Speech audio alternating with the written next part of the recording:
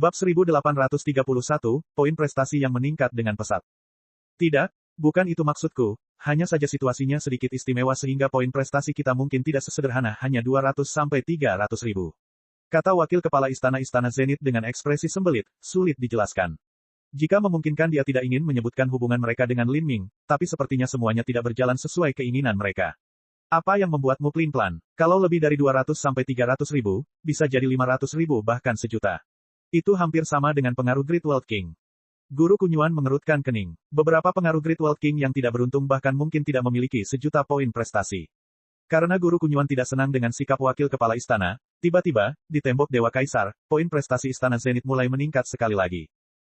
Guru Kunyuan terkejut. Tampaknya apa yang dikatakan wakil kepala Istana Zenith memang benar, Istana Zenith masih memiliki lebih banyak poin prestasi yang harus dilawan. Poin prestasinya berkembang pesat, melampaui 200 ribu dalam sekejap mata. Besar, Guru Kunyuan mengangguk. Ekspresi awalnya yang tidak puas melunak. Pada akhirnya, yang penting hanyalah hasil. Jika Istana Zenith membuahkan hasil yang baik, maka Guru Kunyuan bersedia memaafkan Istana Zenith atas segala kesalahan yang dilakukannya. Dalam beberapa saat, poin prestasi meningkat menjadi 250 ribu.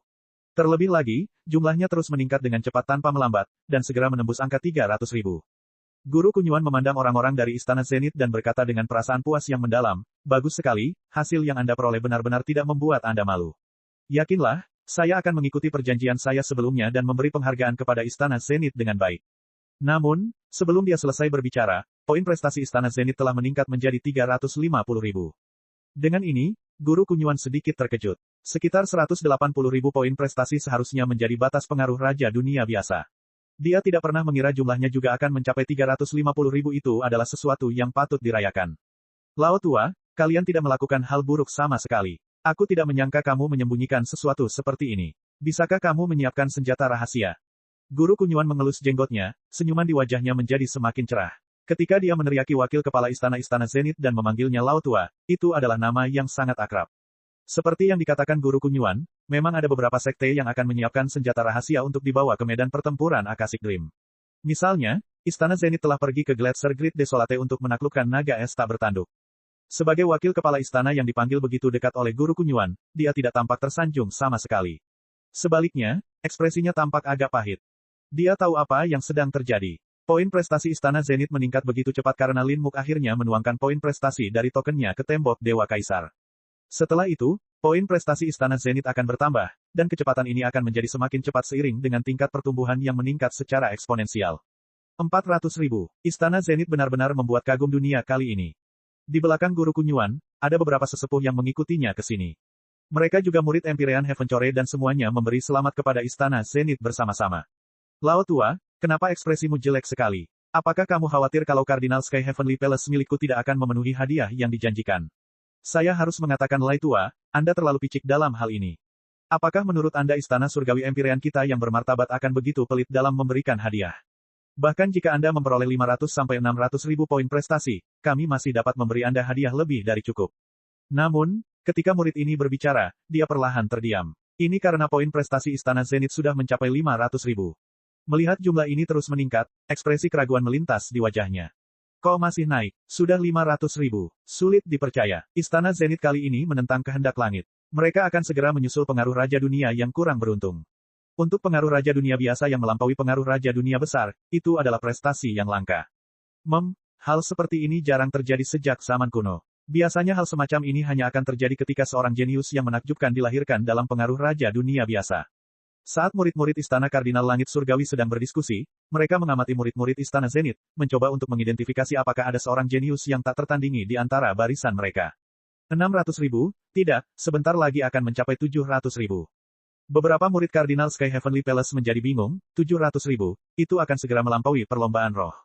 Klan ras roh besar hanya memiliki 800 ribu poin prestasi. Dikatakan bahwa mereka tidak mengirimkan terlalu banyak murid dan banyak di antara barisan mereka telah ditebang oleh seseorang yang kejam.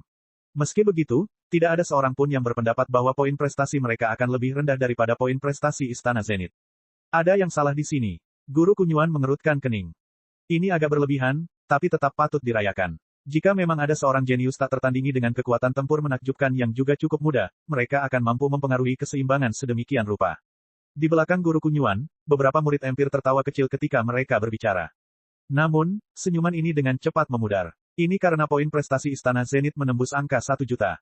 1 juta, bukankah ini terlalu konyol? Berdasarkan akal sehat, tidak peduli betapa sengitnya Istana Zenith, mereka tetap tidak boleh terlalu luar biasa. Jika ada seorang jenius tak tertandingi yang muncul di Istana Zenith, maka nama mereka seharusnya sudah terdengar di seluruh Cardinal Skyworld sekarang. 1,5 juta, astaga. Saat poin prestasi Istana Zenith menembus angka 1 juta, laju peningkatannya tiba-tiba meningkat. Dulu naik 100.000, sekarang naik 200.000. Hal ini membuat banyak murid terkejut. Pasti ada yang salah. Para murid Empyrean dari dunia langit kardinal semuanya bangkit berdiri, mata mereka seperti lingkaran bulat sempurna saat mereka menatap tembok Kaisar Dewa tanpa berkedip. 3 juta, bukankah ini hanya menentang langit? Orang-orang segera menemukan bahwa semakin besar nilai poin prestasi, semakin cepat kecepatan peningkatannya. Menurut angka sebelumnya, jika kecepatannya terus meningkat akan segera mencapai 8 atau 9 juta. Namun saat ini, mereka menyadari bahwa mereka salah, hasilnya jauh lebih mengerikan dari yang mereka duga. 20 juta. Banyak murid Empyrean merasa bola mata mereka hampir keluar dari kepala mereka. Dan saat ini, pengaruh lain juga memperhatikan perubahan yang terjadi di tembok Kaisar Dewa. Poin manfaat dari pengaruh kecil meningkat secara gila-gilaan. Apa yang terjadi? Semua orang melihat ke arah tembok Kaisar Dewa, 20 juta. Bahkan bagi Tanah Suci Empyrean yang mengirimkan tim elit mereka yang paling cerdas dan mencapai batas kemampuan mereka, masih sulit untuk mencapai jumlah poin prestasi ini. Lalu, 30 juta, 40 juta, 50 juta. Wajah Guru Kunyuan sudah membiru. Seberapa tinggi poin prestasi ini? Adapun janjinya sebelumnya untuk memberikan hadiah kepada Istana Zenith tidak peduli berapa banyak poin prestasi yang mereka miliki, itu adalah mimpi buruk. Istana Zenith sudah memiliki 50 juta poin prestasi. Jika istana ini naik lagi, bukankah seluruh istana kardinal langit surgawi akan bangkrut? 100 juta, surga, dagu banyak murid Empyrean hampir jatuh ke lantai. Situasi ini di luar pemahaman semua orang. Ini jelas bukan disebabkan oleh Istana Zenith. Pasti ada beberapa perubahan dalam Akashic Dream Battlefield. Setelah mencapai 100 juta, poin prestasi mulai meningkat hampir 20 juta sekaligus. Melihat angka tersebut melonjak dengan liar seolah-olah mencoba untuk menyingkirkan semua angka lainnya, bibir banyak orang bergerak-gerak, tidak satupun dari mereka dapat berbicara. 200 juta, 300 juta, 400 juta. Bagaimana ini bisa terjadi? Seorang pemimpin sekte Great World King berteriak dengan marah. Jumlah ini terlalu luar biasa. Pasti itu Lin Muk, pasti dia. Selain dia, tidak ada orang lain. Lin Muk, entah dia pasti berasal dari sekte kecil itu atau dia meminjam token mereka. Banyak murid yang baru saja keluar dari Akashic Dream Battlefield segera memahami apa yang terjadi. Meskipun nilai poin prestasi yang mengerikan ini mengejutkan, itu bukan berarti tidak percaya. Sebaliknya, mereka menganggapnya normal. Berapa banyak poin prestasi yang dia miliki? Ketika semua orang mulai berteriak-teriak, poin prestasi Istana Zenith segera mencapai 800 juta. 1 miliar, pasti akan mencapai 1 miliar. Seseorang tiba-tiba menyadari, dengan 1 miliar poin, mereka dapat menukarnya dengan salah satu hadiah tingkat atas di tembok Dewa Kaisar.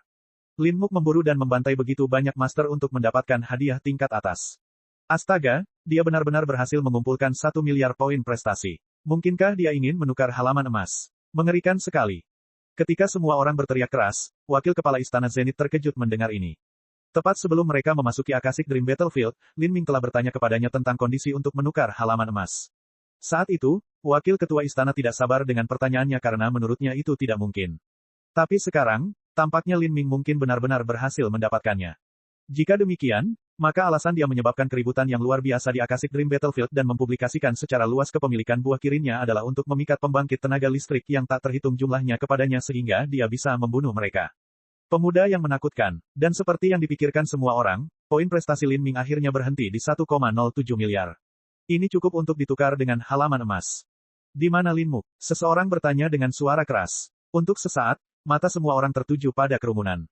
Namun, ada terlalu banyak orang yang berdiri di depan tembok Kaisar Dewa. Dengan semua pengaruh besar berkumpul, itu adalah pemandangan yang sangat berantakan dan kacau. Bukankah ingin mencari satu orang pun di lautan manusia ini lebih mudah diucapkan daripada dilakukan? Terlebih lagi, Lin Muk ini kemungkinan besar menyembunyikan identitasnya, dan mungkin telah mengubah penampilannya. Bagaimanapun, Lin Muk telah menyinggung terlalu banyak orang di Akashic Dream Battlefield. Terlebih lagi, karena dia ingin melakukan sesuatu yang sangat menarik perhatian seperti menukar halaman emas, mustahil baginya untuk menunjukkan penampilan aslinya kepada orang-orang di sini. Saat semua orang mencari Lin Muk, pintu masuk ke Akashic Dream Battlefield ditutup. Jika seseorang tidak meninggalkan Akashic Dream Battlefield sebelum pintu masuk ditutup lagi, maka semua seniman bela diri di dalamnya akan mati. Tentu saja, tubuh asli mereka tidak akan mati, tetapi poin prestasi mereka akan terhapus. Lin Muk ada di antara kita. Seseorang berteriak dengan suara bas. Tapi, tidak ada yang tahu di mana dia berada. Ini adalah pemuda kejam yang bahkan bisa membunuh seorang Empyrean pada tingkat budidaya yang sama. Jika dia ingin bersembunyi, bukankah menemukannya lebih mudah diucapkan daripada dilakukan? Selain itu, dari para seniman bela diri yang hadir, yang memiliki budidaya tertinggi hanya setengah langkah Empyrean. Setelah Chaos Demon God pergi, tidak ada lagi Empyrean sejati di sini. Siapa yang bisa menemukan Lin Ming? Manusia itu, pengaruh kecilnya adalah. Banyak orang tiba-tiba berpikir untuk mencari pengaruh kecil yang dialami Lin Ming. Mereka segera menemukan Istana Zenith. Untuk sesaat, wajah wakil kepala Istana Zenith dan Jade River berubah menjadi abu-abu. Apa yang seharusnya terjadi kini telah terjadi. Istana Zenith mereka tidak punya tempat untuk bersembunyi. Tapi untungnya bagi mereka, mereka hanya memiliki hubungan sementara dengan Lin Ming. Jika mereka jujur, maka mereka tidak akan terjebak dalam kekacauan ini. Tidak heran, pemuda yang membunuh Empyrean Myriad Ghost itu dibawa olehmu. Guru Kunyuan berkata dengan sadar. Baru sekarang dia memahami ekspresi sembelit wakil ketua istana. Segera, Jade River dan wakil kepala istana dibawa pergi untuk diinterogasi. Adapun Guru Kunyuan, dia tidak menghentikan mereka untuk dibawa pergi. Lagi pula, tidak ada konsekuensi dari kematian di Akashic Dream Universe, dan pertempuran di kota Kaisar dilarang sejak awal. Bab 1832, di sebelah Seng Mei. Gletser sunyi yang hebat. Maksudmu manusia terkubur jauh di dalam salju, separuh tubuhnya tertutup es, dan ketika istana Zenithmu pergi ke sana untuk mencari naga es tak bertanduk, akibatnya kamu malah menemukan Linmu. Orang-orang dari Istana Zenith diambil oleh sejumlah pengaruh besar dan diinterogasi secara terpisah, sehingga kebenaran tentang bagaimana mereka menemukan Lin Ming segera diketahui. Istana Zenith secara alami tidak berani menyembunyikan apapun mengenai Lin Ming, termasuk bagaimana mereka salah memahami kekuatan Lin Ming pada awalnya, dan bahkan bagaimana mereka berencana menggunakannya sebagai objek studi untuk lebih menyempurnakan metode penanaman ganda jiwa dan energi mereka. Tuan Suci Awal, apa yang kamu katakan? Apa maksudmu saat kau bertemu dengan manusia itu? Dia hanya berada di alam Holy Lord Awal. Setelah mendengar budidaya Lin Ming, beberapa raja besar dunia yang hadir berdiri. Orang-orang dari istana Yellow Springs sangat gelisah. Orang tua, apakah maksudmu Lin Muk hanya berada di alam awal Holy Lord? Murid langsung dari Empyrean Myriad Ghost semuanya sangat kurus seperti sekantong tulang. Namun, masing-masingnya sangat tinggi. Salah satu murid jangkung ini adalah seorang lelaki tua berambut hijau. Dia mengambil wakil kepala istana Zenith semuda ayam. Wakil kepala istana Zenith menjadi pucat pasi. Di hadapan karakter seperti itu, statusnya tidak perlu dibicarakan. Pelayan rendahan ini tidak berani berbohong. Kata wakil ketua istana dengan enggan. Apa maksudmu tuanku yang terhormat telah dikalahkan di tangan seorang junior di alam Holy Lord? Mata lelaki tua berambut hijau itu berubah menjadi merah darah, seolah dia bisa melahap wakil kepala istana hidup-hidup. Para murid istana mata air kuning semuanya dipenuhi energi yin yang suram dan tingkah laku mereka aneh dan ganjil. Jika mereka benar-benar memakan orang lain, itu bukanlah kejutan sama sekali. Telapak tangan wakil ketua istana mulai berkeringat. Dia mengertakkan gigi dan mengangguk, kecuali Lin Muk sengaja menipuku, tapi, memang benar bahwa usia tulangnya sangat rendah. Menghadapi interogasi dari begitu banyak pengaruh besar, tekanan pada wakil kepala istana Zenith terlalu besar. Jika salah satu dari pengaruh besar ini dikobarkan maka tidak akan ada hasil yang baik bagi mereka sama sekali. Ada kemungkinan keseluruhan istana Zenith akan dimusnahkan. Pria tua berambut hijau itu terbatuk dengan marah. Empyrean Myriad Ghost telah kalah dari bajingan kecil sehingga dia menjadi marah hanya dengan memikirkannya. Dia punya banyak keluhan untuk dilampiaskan tetapi tidak tahu kepada siapa harus melampiaskannya. Dan saat ini, seorang pria parubaya yang berdiri di dekatnya berkata, "Si hijau tua, berhentilah marah hanya karena kamu telah dipermalukan." Semua petunjuk menunjukkan bahwa Lin Muk ini memang seorang junior dan individu yang sangat berbakat, sampai-sampai tidak ada di antara kita yang dapat membayangkannya. Jika kamu melampiaskan amarahmu pada Istana Zenith, itu tidak akan ada gunanya. Pria parubaya itu berasal dari Chaos Divine Palace. Chaos Divine Palace dan Yellow Springs Palace adalah musuh bebuyutan satu sama lain. Namun saat ini, kedua leluhur lama mereka telah dikalahkan oleh seorang junior. Tidak perlu menyebutkan Empyrean Myriad Ghost yang telah dibunuh oleh Lin Muk, tapi bahkan Chaos Demon God terpaksa bersembunyi selama sisa 3 tahun, tidak berani tampil di depan Lin Ming. Hanya ketika Akashic Dream Battlefield dibuka sekali lagi, dia pergi dengan gusar. Dengan musuh yang sama, hubungan yang awalnya kontroversial antara Chaos Divine Palace dan Yellow Springs Palace sedikit mengendur. Kita harus membahas tindakan penanggulangan dan cara mencari Lin Muk. Dia telah menyinggung banyak orang di Akashic Dream Battlefield sehingga dia menjadi musuh publik. Selain itu, pasti ada rahasia di tubuhnya, jika tidak, mustahil untuk tumbuh sedemikian rupa. Mungkin dia memperoleh semacam peluang keberuntungan kuno yang luar biasa. Di zaman kuno, manusia tidak lebih lemah dari para spirita. Ada beberapa tetua tertinggi manusia yang memiliki brankas tersembunyi yang bernilai astronomi. Ya, bagaimanapun juga kita harus menemukan orang ini. Saya curiga dia sudah meninggalkan kota Kaisar sekarang. Sayang sekali, setelah seorang seniman bela diri memasuki Akashic Dream Battlefield, tubuh aslinya akan disegel oleh hukum di ruang berbeda sehingga mustahil ditemukan. Kalau tidak, segalanya akan menjadi lebih mudah jika kita bisa menemukan tubuh aslinya. Banyak tokoh tingkat tinggi dari pengaruh besar ini mulai membuat rencana bersama. Lin Ming telah menamparkan semua wajah mereka di Akashic Dream Battlefield dan dia juga mungkin memiliki harta karun yang tersembunyi di tubuhnya. Dan yang paling penting dari semuanya, Lin Ming hanyalah seorang junior kecil yang belum tumbuh. Dalam situasi seperti ini, bagaimana mereka bisa membiarkan Lin Ming pergi? Saat para tetua sedang merencanakan bersama, suara keras mulai terdengar dari luar. Apa itu? Old Green berteriak, untuk apa kalian membuat begitu banyak keributan? Elder, seseorang telah mendekati tembok Kaisar Dewa. Mungkin. Sebelum orang ini selesai berbicara, lelaki tua berambut hijau itu bergegas keluar, ditemani oleh tokoh-tokoh berpengaruh besar tingkat tinggi lainnya, semuanya dipenuhi dengan niat membunuh. Tembok Dewa Kaisar mengeluarkan tekanan yang mengerikan setiap saat, melarang siapapun mendekat terlalu dekat. Ini benar, tidak peduli betapa berbakatnya seseorang dan bahkan orang-orang empir pun tidak terkecuali. Tidak ada yang bisa melanggar hukum alam semesta Akashic. Tapi ada satu pengecualian. Ini terjadi jika seseorang telah memperoleh kualifikasi untuk meninggalkan namanya di tembok Dewa Kaisar. Kemudian, tembok Dewa Kaisar akan mengizinkan orang ini mendekat dan mengukir nama mereka. Sekarang seseorang mendekati tembok Dewa Kaisar, mereka semua memikirkan satu orang, Lin Muk. Bang bang bang, masa orang bergegas menuju tembok Kaisar Dewa. Mereka dapat melihat bahwa di kejauhan, seorang pemuda berpakaian biru terbang menuju tembok Dewa Kaisar dengan ekspresi puas diri di wajahnya. Tekanan mengerikan yang membuat takut semua orang sepertinya tidak ada sama sekali baginya. Saat dia mendekati tembok Kaisar Dewa di atas angin, langkahnya tampak tenang dan stabil. Dari sudut pandang semua orang, mereka hanya bisa melihat punggung pemuda ini dan bukan penampilannya. Itu dia, itu Lin Muk. Banyak orang langsung menduga, selama putaran Akashic Dream Battlefield ini, hanya Lin Ming yang berhasil mendapatkan persetujuan dari Emperor Gatwall dan mendekat dengan mudah. Bocah sialan ini, seseorang dengan marah berkata sebelum mereka terbang menuju Lin Ming. Tapi sebelum orang ini bisa terlalu dekat, dia tidak dapat melanjutkan karena tekanan besar yang keluar dari tembok Dewa Kaisar.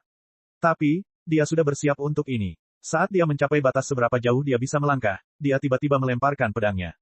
Gabungkan dengan kekuatan jiwaku, pedang roh. Orang ini mencurahkan seluruh kekuatan jiwanya ke dalam pedang ini. Pedang itu melesat di udara, mendekati punggung Lin Ming. Namun, pedang ini juga diatur oleh hukum kota Kaisar serta tekanan dari tembok Dewa Kaisar. Pedang itu hanya berhasil terbang beberapa ribu kaki sebelum meledak berkeping-keping dan kekuatan jiwa yang melekat padanya juga terkoyak. Orang yang melemparkan pedangnya terbatuk-batuk, mundur beberapa langkah sambil memucat. Dia mendapat reaksi keras. Jangan gegabah, mustahil bagi kita untuk mendekati tembok Kaisar Dewa. Dan itu juga sangat berbahaya bagi siapapun yang berani menyerang di dekatnya. Seseorang memblokir orang lain. Dari awal hingga akhir, Lin Ming bahkan belum menoleh saat ia terus terbang menuju tembok Dewa Kaisar. Apa yang kita lakukan? Apakah kita hanya menonton saja saat dia melakukan apapun yang dia inginkan? Seseorang berkata dengan sangat enggan. Banyak orang menggelengkan kepala, mereka memang tidak berdaya dalam situasi ini. Mereka hanya bisa menatap kosong saat Lin Ming terbang ke depan. Dan, yang paling menyedihkan adalah mereka bahkan tidak bisa melihat wajah Lin Ming. Manusia ini, dia ingin mengukir namanya di tembok Kaisar Dewa. Tembok Dewa Kaisar sendiri adalah gunung Dewa Raksasa dan salah satu tembok alami kota Kaisar. Saat Lin Ming terbang menuju tembok Dewa Kaisar, dia tampak seperti setitik debu kecil di gunung besar, hampir tidak terlihat. Lin Ming terbang lebih tinggi saat ia memilih tempat untuk mengukir namanya. Mengukir nama seseorang di tembok Kaisar Dewa tidaklah sulit. Yang sulit adalah mendapatkan kualifikasi untuk melakukannya. Akhirnya, dia berhenti. Area yang dia pilih tampaknya tidak terlalu istimewa, tetapi jika dilihat ke samping, mereka akan melihat dua karakter lagi ditulis dengan mengalir dan indah, Seng Mei. Kedua karakter ini digambar seperti burung phoenix kembar yang menari di langit, dan mengandung makna mendalam dari berbagai hukum. Jika suatu pengaruh dapat meniru kedua karakter ini, itu akan menjadi warisan paling berharga dari sekte mereka. Ya, Lin Ming mengeluarkan tombak hitam, ini adalah tombak naga hitam. Saat tombak ini muncul, aura yang luas dan kuno muncul keluar. Bahkan tembok Kaisar Dewa tampaknya tidak sepenuhnya mampu menekan aura ini. Tempat yang dipilih manusia adalah di sebelah permaisuri Seng Mei. Dia ingin mengukir karakternya di sebelah karakter permaisuri Seng Mei. Ini, beberapa orang berteriak keras ketika mereka menyadari rencana Lin Ming. Seng Mei adalah Dewi Spiritas. Sekarang, seorang manusia ingin mengukir namanya di samping Dewi rakyatnya. Hal ini menyentuh mentalitas rapuh semua seniman bela diri Spiritas yang hadir. Sepertinya tindakan ini tanpa ampun mengejek para seniman bela diri Spiritas generasi ini, karena tidak satupun dari mereka yang mampu memenangkan kualifikasi untuk mengukir nama mereka di tembok Dewa Kaisar. Selama jutaan tahun terakhir, dari keseluruhan 7 surga para spirita, hanya Seng Mei yang berhak meninggalkan namanya di tembok Dewa Kaisar. Adapun mereka semua adalah seniman bela diri biasa yang belum dikenali. Sekarang, seorang manusia biasa sebenarnya berencana untuk mengukir namanya di dekat nama Seng Mei agar setara dengannya, bahkan membuatnya terasa seperti pasangan yang terbang bersama. Bagaimana mungkin mereka tidak marah dengan hal ini? Bajingan ini, beberapa orang mengepalkan tangan mereka dengan marah. Pada saat ini, Lin Ming akhirnya pindah. Tombak naga hitam berkembang dengan cara yang epik. Ujung tombak yang tajam mengarah ke tembok Dewa Kaisar, mengeluarkan suara tajam dari batu di atas logam. Di saat yang sama, percikan api yang tak terhitung jumlahnya terbang keluar. Tulisan Lin Ming sehalus naga dan burung phoenix yang menari, dan setiap baris yang dia gambar mengandung niat membunuh dewa yang bergemuruh. Melihat karakter yang digambarnya seperti menyaksikan Asura di atas kereta emas menerobos medan pembantaian tanpa akhir, mengalahkan semua musuh. Pecahan batu yang tak terhitung jumlahnya terbang keluar, tetapi pecahan ini diserap kembali oleh tembok Dewa Kaisar, hanya meninggalkan garis yang ditarik. Tapi, yang mengejutkan mereka yang menonton adalah Lin Ming tidak meninggalkan nama Lin Muk, namun telah menarik Polar Ice Lin. Polar Ice Lin, apakah itu judul Lin Muk? Kami bahkan tidak tahu apakah Lin Muk adalah nama aslinya. Dia mungkin hanya mengada-ada ketika dia bertemu dengan murid-murid Istana Zenith itu. Ada banyak hal yang mencurigakan tentang mengapa Lin Ming tiba-tiba muncul di Gletser Desolate besar. Itu mungkin melibatkan suatu rahasia besar, jadi masuk akal jika dia memberikan nama palsu. Orang-orang bahkan tidak tahu apakah judul Polar Ice Lin itu benar atau tidak.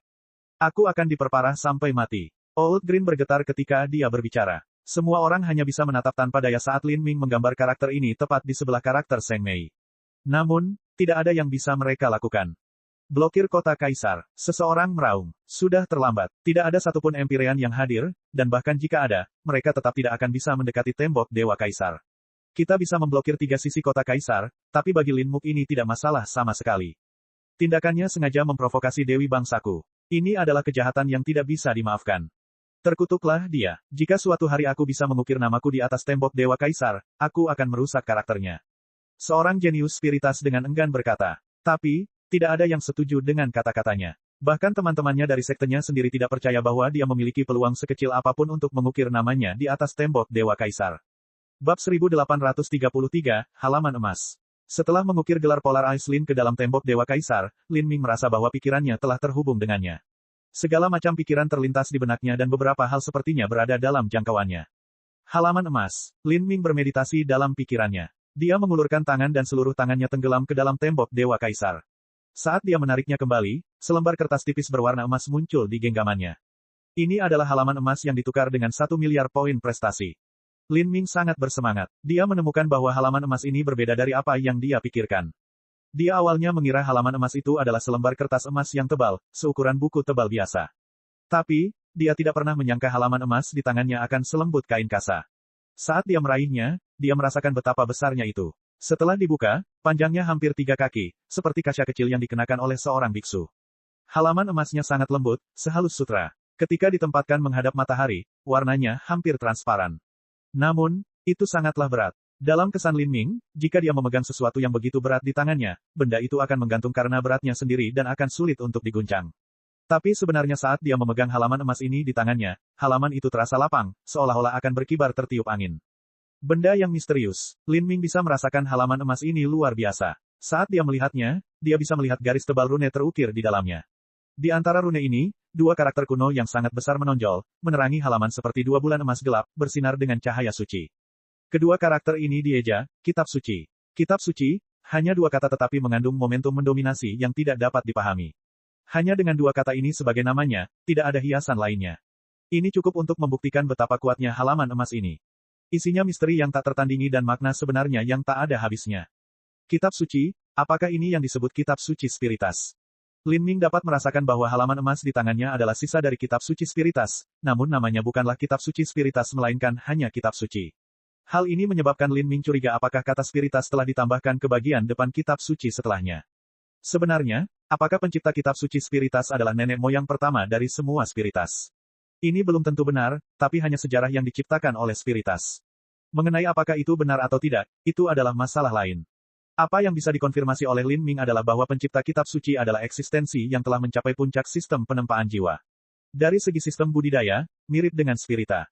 Lin Ming terus melihat melalui halaman emas setipis sayap jangkrik. Dia menemukan bahwa ada terlalu banyak rune kecil yang menutupi halaman itu, dan setiap rune sangat sulit untuk dilihat dengan jelas. Faktanya, jika seseorang terlalu fokus, kekuatan tak dikenal akan menembus lautan spiritual seseorang, menyebabkan rasa sakit yang menusuk pada mata dan jiwa. Apakah ini sisa tanda roh yang tertinggal dalam Kitab Suci, atau mungkin bahkan sedikit kekuatan jiwa? Lin Ming kagum. Halaman emas ini terlalu aneh. Bahkan dengan kekuatannya saat ini, dia merasa sangat sulit untuk membaca. Hanya dengan melihat satu sajak saja sudah membuatnya merasa seolah-olah dia akan menarik kekuatan jiwanya secara berlebihan. Pada saat ini, aliran informasi masuk ke dalam pikiran Lin Ming. Pikirannya bergerak ketika dia mulai memperhatikan. Informasi ini tidak jelas, tapi memberi Lin Ming perasaan perkiraan. Meskipun dia telah menukar halaman emas itu, kenyataannya dia hanya bisa meminjamnya saja. Adapun durasi pinjaman, itu sebenarnya umur Lin Ming. Selama Lin Ming masih hidup, halaman emas ini akan dipinjamkan kepadanya. Tetapi jika dia mati, halaman emas itu akan diserap kembali ke dalam tembok Dewa Kaisar. Saat informasi ini masuk ke dalam pikiran Lin Ming, segala macam pemikiran berpacu melalui dirinya.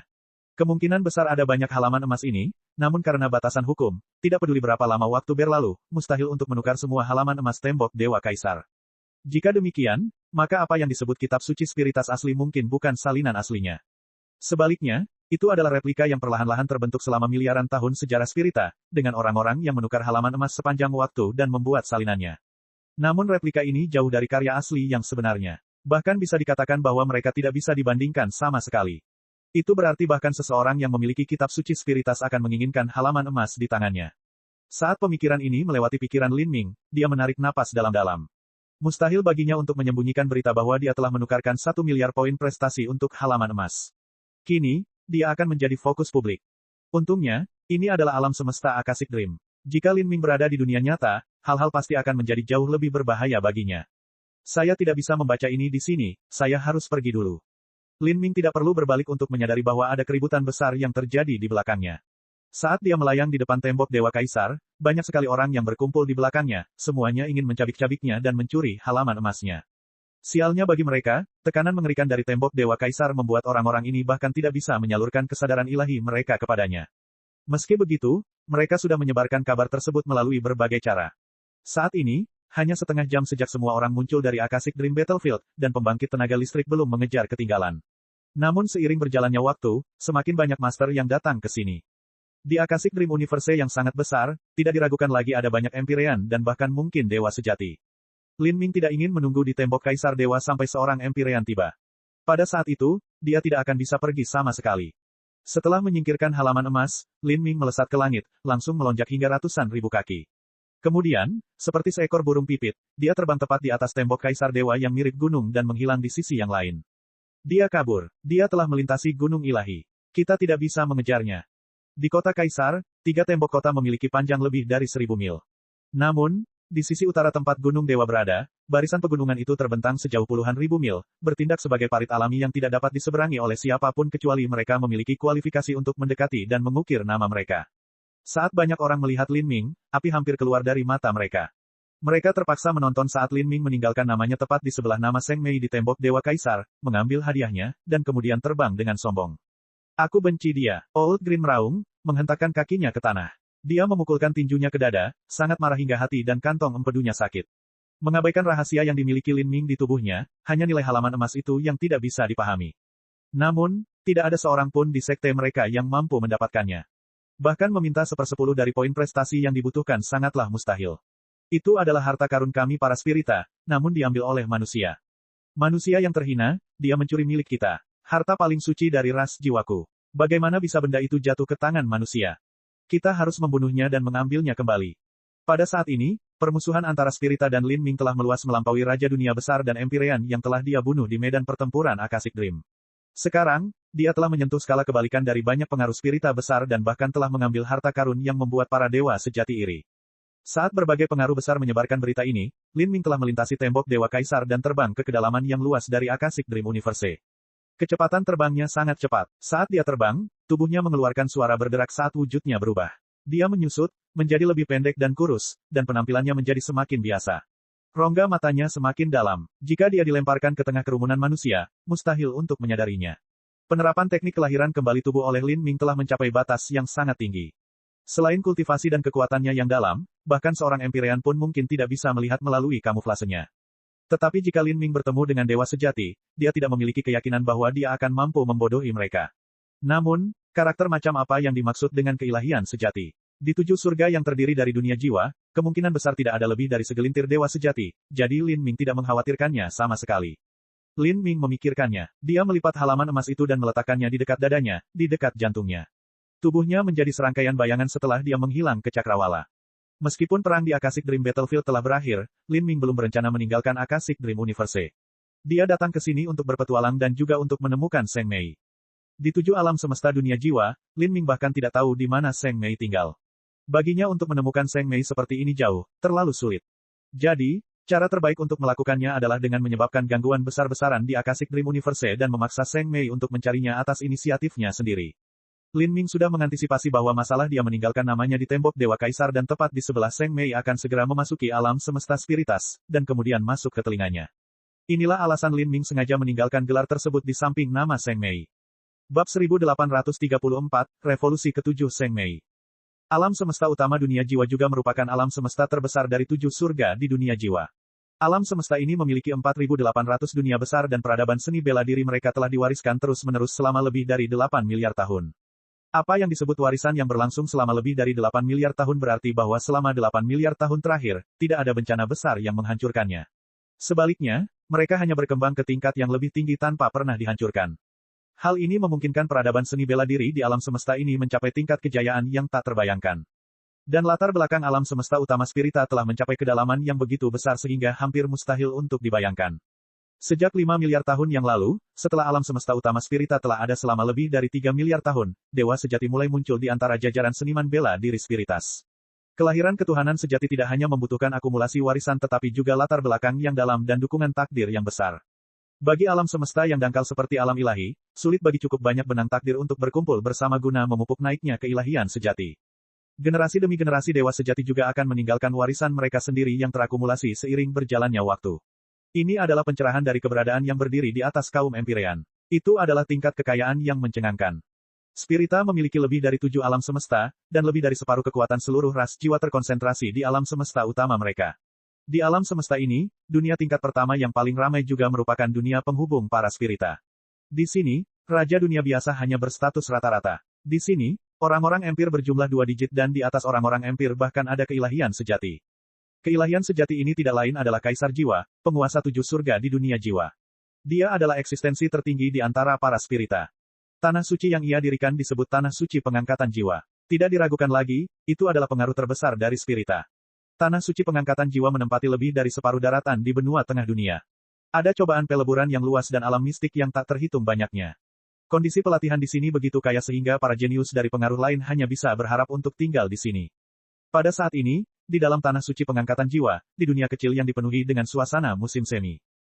Dunia kecil ini hangat dan murni. Sinar matahari pagi menyinari, berhamburan ke lantai seperti benang emas. Segala jenis rumput dan bunga roh tumbuh, dan embun spiritual mengembun pada tanaman ini. Setetes embun ini, jika jatuh ke dunia luar, akan dianggap sebagai air dari mata air ilahi dan menimbulkan badai darah dan kekacauan. Tapi di sini, ini hanyalah embun bunga yang paling umum. Ia akan berkumpul setiap pagi dan kemudian menguap saat matahari terbit. Di negeri dongeng abadi ini, ada meja biasa, dan di depan meja ini ada kursi yang diukir dari batu giok putih, tidak terlihat istimewa sama sekali.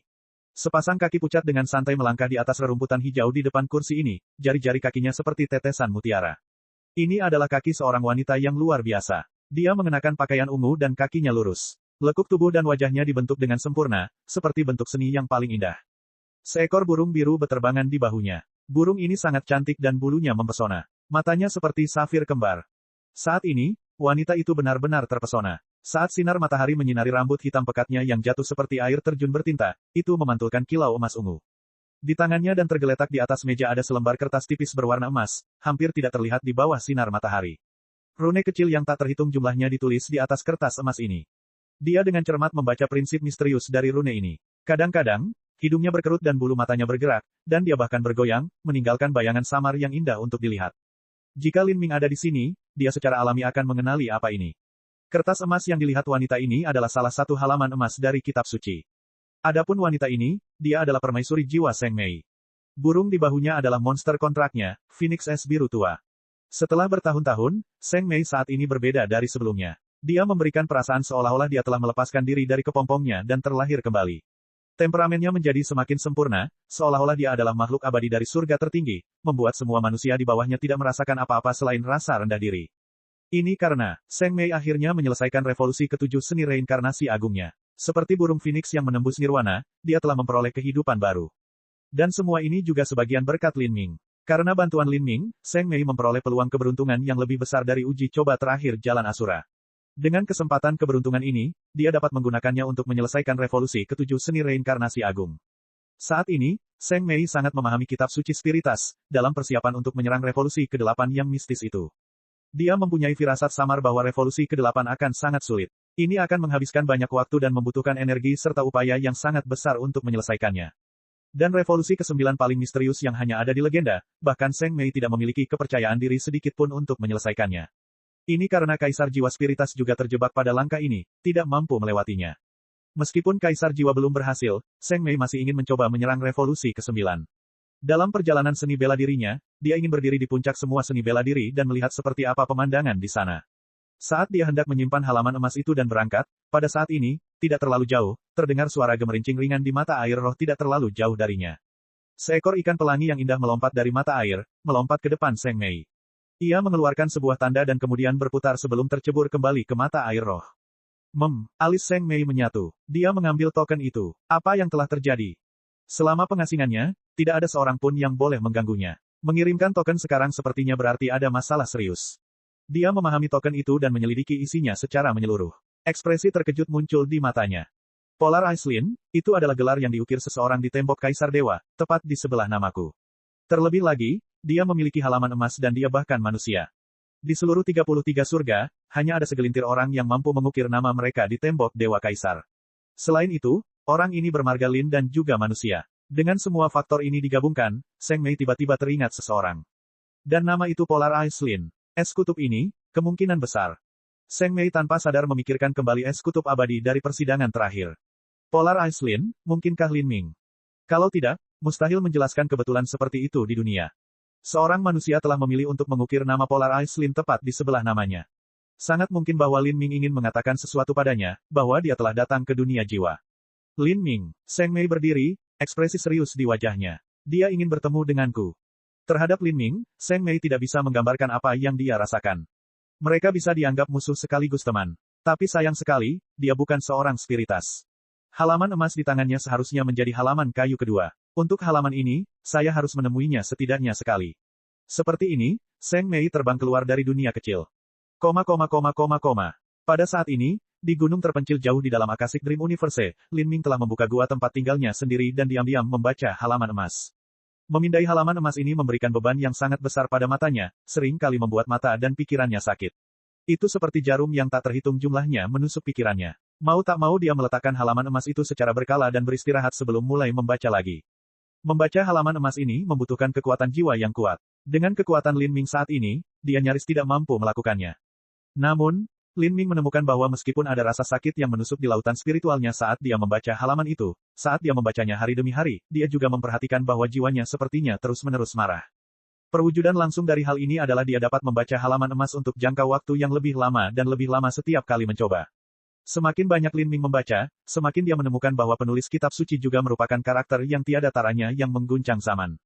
Tapi, tidak diketahui mengapa dia terlibat dalam perjuangan hidup atau mati dengan Asura Roadmaster. Seperti ini, Lin Ming menggunakan 1 bulan penuh untuk membaca halaman emas. Dia juga akhirnya mengetahui apa yang tercatat di dalam kitab suci. Asura Heavenly Dao dapat disebut sebagai ringkasan komprehensif dari hukum 33 langit, sebuah cara untuk berdiri setara dengan Dao besar alam semesta. Dan, kitab suci ini adalah eksplorasi seorang seniman bela diri, penggalian seluruh potensi kehidupan mereka. Hukum reinkarnasi, seni kehidupan kekal, Lin Ming kagum. Hukum reinkarnasi adalah seni reinkarnasi agung yang dikembangkan oleh Zheng Mei, itu adalah salah satu bagian terpenting dari kitab suci. Namun, selain hukum reinkarnasi, ada teknik misterius yang lebih mengerikan lagi di dalam kitab suci, sesuatu yang benar-benar dapat digambarkan sebagai menentang kehendak langit. Namanya adalah, seni kehidupan kekal. Hidup abadi. Kedengarannya seperti sebuah konsep yang sulit dipercaya. Jika seorang seniman bela diri dapat mencapai keabadian maka selama mereka hidup, kekuatan mereka akan terus meningkat. Jika mereka bisa hidup selama 10 miliar tahun, seberapa kuat jadinya mereka? Level apa yang akan mereka capai? Tidak mungkin untuk dibayangkan. Sebuah batu mistik, setelah mengalami pencucian waktu yang tak terbatas, pada akhirnya bisa menjadi batu embrio roh esensi. Jadi, jika seekor babi mengalami masa penempaan yang tak terbatas selama bertahun-tahun, bahkan ia pada akhirnya dapat mengumpulkan kekayaan dunia dan memperoleh pencerahan, menjadi monster, dan kemudian menjadi kaisar monster, dan cepat atau lambat menguasai dunia. Seni kehidupan kekal melengkapi hukum reinkarnasi.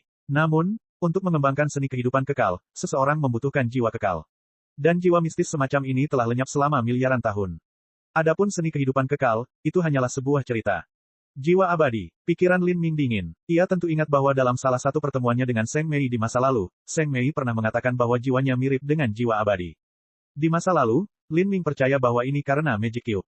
Keberadaan Magic Cube telah menyebabkan semacam mutasi mendasar pada jiwa Lin Ming. Lin Ming tidak bisa tidak berpikir, apakah jiwanya adalah jiwa abadi. Dengan jiwaku, bisakah aku berhasil mengembangkan seni kehidupan kekal? Menurut catatan kitab suci, hampir mustahil untuk mengembangkan seni kehidupan kekal. Faktanya, itu bukanlah metode kultivasi yang sempurna. Bahkan pencipta metode penanaman ini, penulis kitab suci, hanya menyelesaikan sebagian dari seni kehidupan kekal ini di masa lalu. Bahkan orang yang menulis kitab suci pada akhirnya tidak dapat memperoleh kehidupan kekal. Kehidupan abadi, itu adalah kutukan terhadap Dao Surgawi, sesuatu yang tidak akan pernah diizinkan oleh Dao Surgawi. Bahkan alam semesta pada akhirnya akan musnah, apalagi kehidupan. Saya ingin tahu apakah saya dapat melihat batas kehidupan kekal setelah melampaui keilahian sejati. Lin Ming berpikir secara misterius. Dia tidak tahu apakah Asura Roadmaster masih hidup atau sudah mati. Kitab suci ini adalah harta karun yang tiada taranya. Sayangnya, saya hanya punya satu halaman. Jika saya dapat memperoleh halaman lain, maka pemahaman saya terhadap kehidupan akan mencapai tingkat yang baru. Jika saya bisa mengembangkan seni reinkarnasi agung, apalagi revolusi ke-7, ke-8, atau ke-9, selama saya bisa menyelesaikan 6 putaran, kekuatan saya akan meningkat pesat. Saat Lin Ming memikirkan hal ini, dia menjadi semakin bersemangat. Harus diketahui bahwa sebagian besar kekuatan Seng Mei disebabkan oleh seni reinkarnasi agung. Sutra Asura dan kitab suci keduanya merupakan metode penanaman tiada taraf yang mengungkapkan arti sebenarnya dari Dao Agung. Yang satu menjelajahi batas-batas alam semesta dan yang lainnya menjelajahi batas-batas seorang seniman bela diri. Jika keduanya bisa disatukan, seperti apa jadinya? Bab 1835, Hadiah.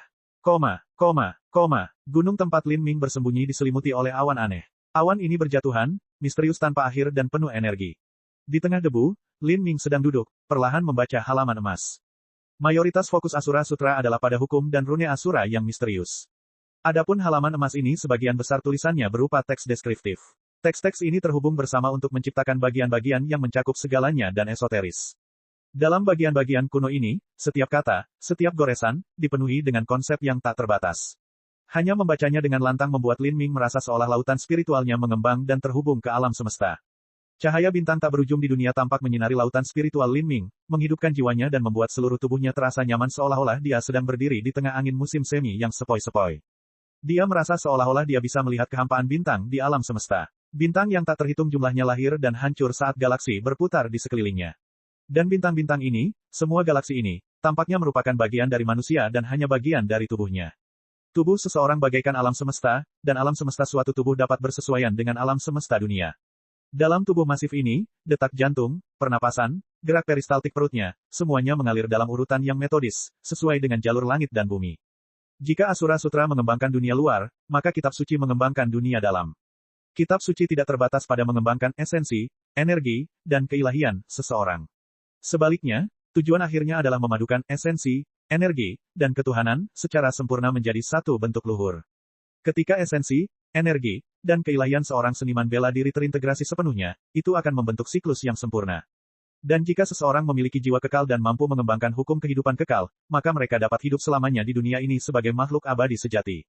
Ini adalah kesempurnaan mutlak yang tertulis di dalam kitab suci. Kitab suci memang memiliki kehalusan yang tak ada habisnya, hanya dengan membaca bagian-bagian ini membuatku merasa seolah-olah tubuh dan jiwa ilahiku tumbuh tanpa akhir. Lin Ming bergumam. Hanya dengan membaca halaman emas, dia bisa merasakan perubahan halus terjadi pada tubuh dan jiwa ketuhanannya. Dia sudah mengetahui bahwa halaman emas adalah halaman kayu kedua dari kitab suci. Setiap halaman kitab suci dapat dianggap sebagai kekayaan pengetahuan dan teks yang berdiri sendiri, namun jika digabungkan, keduanya juga merupakan satu kesatuan yang utuh. Saat ini, halaman kayu kedua di depannya tidak mencatat teknik bertahan atau menyerang. Sebaliknya, yang dicatat hanyalah metode penanaman. Dengan kata lain, bagaimana mengolah tubuh menjadi alam semesta tersendiri. Lin Ming menduga bahwa halaman lain dari kitab suci juga tidak mencatat teknik pembunuhan ofensif. Meski begitu, kitab suci jauh lebih menakutkan daripada metode budidaya top lainnya yang berisi metode serangan seperti itu. Jika seseorang dapat mengumpulkan dan mengolah semua halaman kitab suci dan menggabungkannya menjadi satu, seorang seniman bela diri dapat mencapai batas yang begitu tinggi sehingga sulit untuk dibayangkan. Hanya dengan mengangkat tangan mereka akan mampu berkomunikasi dengan dunia dan mencapai kesempurnaan. Jika seseorang dapat mengamalkan kitab suci dan mengolah alam semesta tubuh hingga sempurna, lalu mengamalkan sutra Asura dan memadukan 33 Tao surgawi bersama-sama, dengan cara yang sama mencapai kesempurnaan alam semesta, maka baik di dalam maupun di luar, seseorang akan mencapai transendensi. Dengan membandingkan keduanya, memverifikasinya dan menggabungkannya menjadi satu, batasan apa yang bisa dicapai seseorang. Jika seseorang dapat menyatukan kitab suci dan sutra Asura, menyatukan alam semesta tubuh dan dunia, maka itu akan benar-benar menyatu dengan seluruh keberadaan, menjadi tak terkalahkan. Waktu perlahan berlalu, hari demi hari. Lin Ming mengaktifkan niat bela dirinya yang menyatu dan duduk dalam meditasi di dalam tanah kebahagiaan tertinggi pohon Bodhi. Teks padat yang tak ada habisnya tercermin dalam diri muridnya, setiap kata dipenuhi dengan makna yang mendalam. Matanya berputar-putar seperti pusaran raksasa yang mengamuk seolah-olah bisa menelan segalanya. Semua kekuatan jiwa di sekitarnya secara tidak sadar ditelan melalui setiap pori tubuh Lin Ming, perlahan-lahan membersihkan tubuhnya dan bahkan jiwa ilahinya. Keadaan ini berlanjut untuk jangka waktu yang tidak diketahui. Lalu mata Lin Ming perlahan terbuka. Misteri kitab suci tidak kalah dengan Asura Sutra. Tapi di masa lalu, ahli kitab suci dikalahkan oleh Asura Roadmaster, apa alasannya? Adapun Sutra Asura, nama aslinya adalah Sutra Surgawi, tetapi kemudian diberi nama Master Jalan Asura setelahnya. Saat Lin Ming bergumam pada dirinya sendiri, dia menegaskan tekadnya. Dia akan pergi dan mencari halaman emas lainnya. Dia akan menggabungkan Sutra Surgawi dengan kitab suci. Mungkin dalam 10 miliar tahun terakhir, belum ada satu orang pun yang berani melakukan misi sebesar itu. Meski begitu, keinginan untuk menemukan halaman emas lain dari kitab suci lebih mudah diucapkan daripada dilakukan. Dari keberadaan halaman kayu kedua saja, berarti minimal harus ada 10 halaman kitab suci. Setelah muncul dari gunung yang jauh, mata Lin Ming menatap ke cakrawala tak berujung.